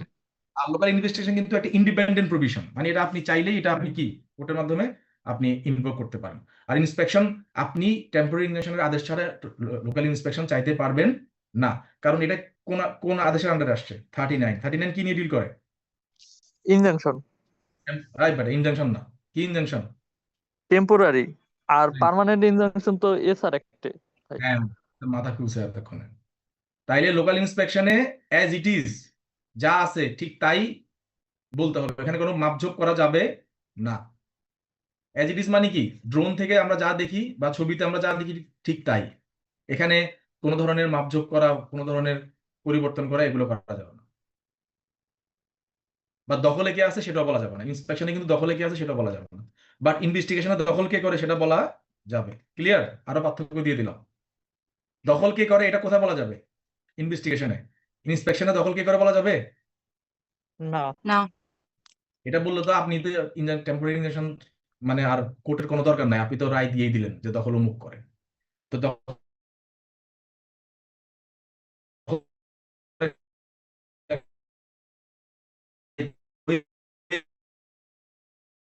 সেটা ঠিক আছে, ফল কি আছে এটা উল্লেখ করা যায়। শুনে 39 39 বায়ু বাগধারা আছে না, হুম এটার মানে কি বলো দেখি। 39 বায়ু কার হয়? তোমরা দেখি পাগলাম বাংলাদেশে তালি ভাই। মানে যে পাগল হয়ে যায়, মানে হচ্ছে একদম বিদিশা হয়ে যায়, অবস্থা খারাপ হয়ে যায়। তো তোমার জায়গা যদি কেউ দখল করতে আসে, তুমি তো তখনই ইনজাংশন চাইবা, তখন তো তোমার অবস্থা খুবই খারাপ। তো ওখান থেকে এটা আমরা এভাবে করে মুখস্থ রাখছিলাম আর কি, যারা যখন সিপিসি পড়াইছিলাম। ইনজেকশন চাইতে চাইতে তো স্যার দখল হয়ে যাবে গা। হুম হুম। ইনজাংশন চাইতে চাইতে এটা তো এক্সিকিউট করতে করতে দখল তো হয়ে যাবে গা। দখল তো হয়ে যায়, এখন তো কিছু করার নাই, এই জন্য মারামারি করতে হয়। হ্যাঁ, এই জন্য তো ক্রিমিনাল কোড আছে। ঠিক আছে, মারামারি করে কয়েকটা মাথা মাথা ফাটাই দিতে হবে। সো আজকে আমরা আমাদের আলোচনা একদম শেষ পর্যায়ে চলে আসছি। এবার আমি আপনাদেরকে কিছু কোশ্চেন করবো, উত্তর দিবেন, রিয়েল টাইম কোশ্চেন যেগুলো পরীক্ষায় আসছে। যারা ধরবো সে বলবেন নাকি নিজে থেকে বলবেন?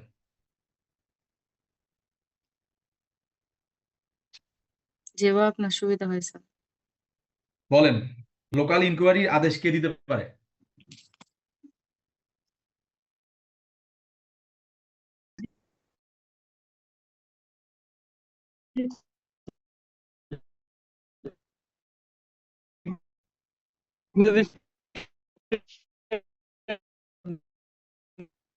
আমার অপশনে জুডিশিয়াল ম্যাজিস্ট্রেট কি দিবে?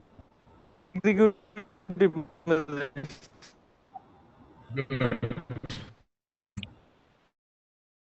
144 করতে পারেন কে? First class magistrate, metropolitan magistrate, জেলা জেলা ম্যাজিস্ট্রেট? জেলা ম্যাজিস্ট্রেট। ম্যাজিস্ট্রেট। Very good. মহানগর এলাকায় বেআইনি সমাবেশ করার জন্য শাস্তি দিতে পারেন কে? Police district magistrate. শাস্তি শাস্তি না, শাস্তি না, শাস্তি তো হচ্ছে 188 এর আন্ডার আসবে। সামরিক শক্তি প্রয়োগ করার আদেশ দিতে পারেন কে? District magistrate. মহানগর এলাকায় ও আচ্ছা, পুলিশ পুলিশ কমিশনার। কমিশনার। ভাই একটা দেখছিলাম যে একটা এমসিকিউ এরকম আসছিল যে সিআরপিসি তে আনলফুল অ্যাসেম্বলি কোনো মানে না কোনো আইনগত অপরাধ না। তো হুম। ভাই এটার মানে বেসিস কি? অপরাধ না, এটাকে ওই যে 149 এর আন্ডারে নিয়ে আসতে হবে, 145 149 পেনাল কোডের। ও আচ্ছা। মামলা তো হয় ওই ধারাতে হয়, এখানে জাস্ট প্রসিডিংটা বললো। তারপরে ফৌজদারি কার্যবিধির অনুসারে কোনো ব্যক্তির শান্তি রক্ষার জন্য মুচলেকা দিতে পারেন কে? জেলা ম্যাজিস্ট্রেট, প্রথম শ্রেণীর ম্যাজিস্ট্রেট, থানা? যে- জিজ্ঞেস করার জন্য ওদেরকে সবই করা। আচ্ছা এবার বলি, মহানগর এলাকাতে এবার এবার যেগুলো ভবিষ্যতে আসবে আর কি, মানে আমি আর খুঁজে পাচ্ছি না, এবার আমি তোমাদেরকে বলি। মহানগর এলাকাতে এদের আদেশ কত বলবৎ থাকবে? 30 দিন। 30 দিন। Very good. এবার আসি থেকে পাবলিক নিউসেন্সের আদেশ ভায়োলেট 88।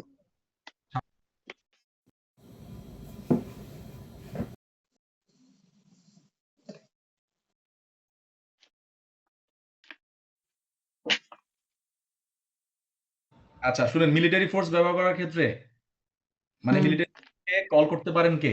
এক্সিকিউটিভ ম্যাজিস্ট্রেট নাকি magistrate of the highest rank এবং executive magistrate? Magistrate of the higher rank.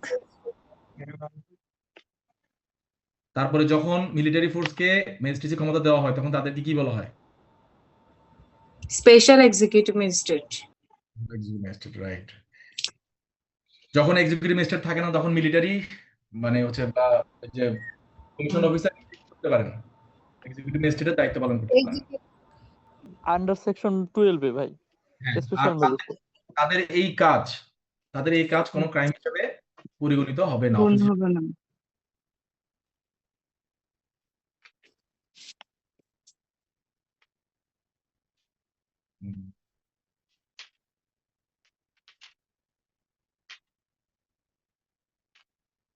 তারপর 147 এর আন্ডারে যদি কোনো পাবলিক রাইটস নিয়ে কোথাও আবেদন করতে হয়, সেক্ষেত্রে কি দেখাতে হবে? যে এই পাবলিক রাইটটা সর্বশেষ কি সর্বশেষ কত মাসের মধ্যে ব্যবহার করা হয়েছিল?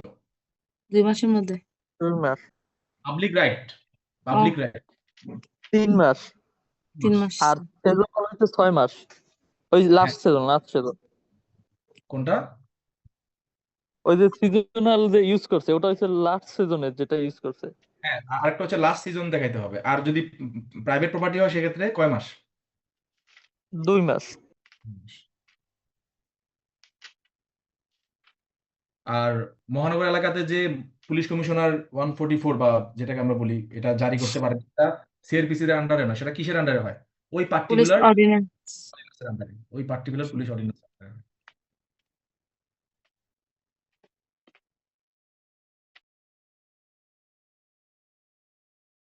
লোকাল ইনকোয়ারি কে করতে পারে?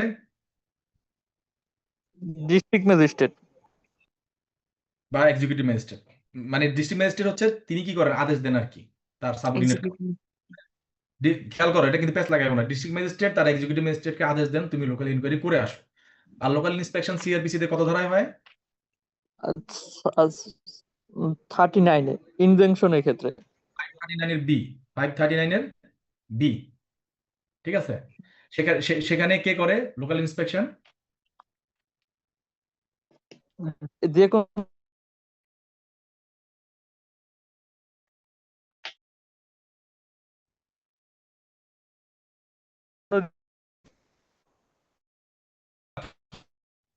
ভাই ইন্সপেকশন সিআরপিসি তে 539। হ্যাঁ হ্যাঁ ভাই,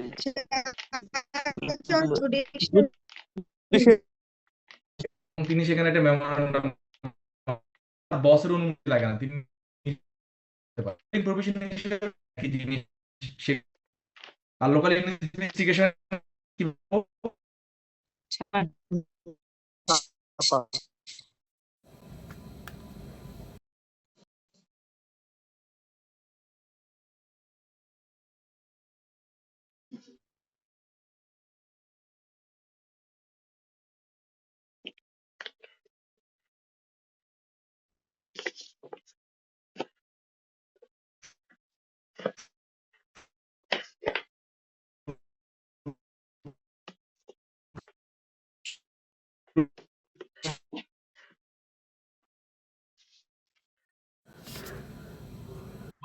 আন্ডারে যখন আমি দেখব কোনো কেউই নট পজিশন, তখন আমি এটা অ্যাটাচ করে ফেলবো। রাইট, ওকে। আমি মনে করি মোটামুটি কভার হয়ে গেছে। এখন আমি বলি কেন আমি এটাকে এত এলাবোরেটলি পড়াইলাম। আমার এখানে ঢাকা ইউনিভার্সিটির ছোট ভাইরাও আছে, আপনারাও আছেন। এই ধারাগুলো আমাদের একাডেমিয়াতে পড়ানো হয়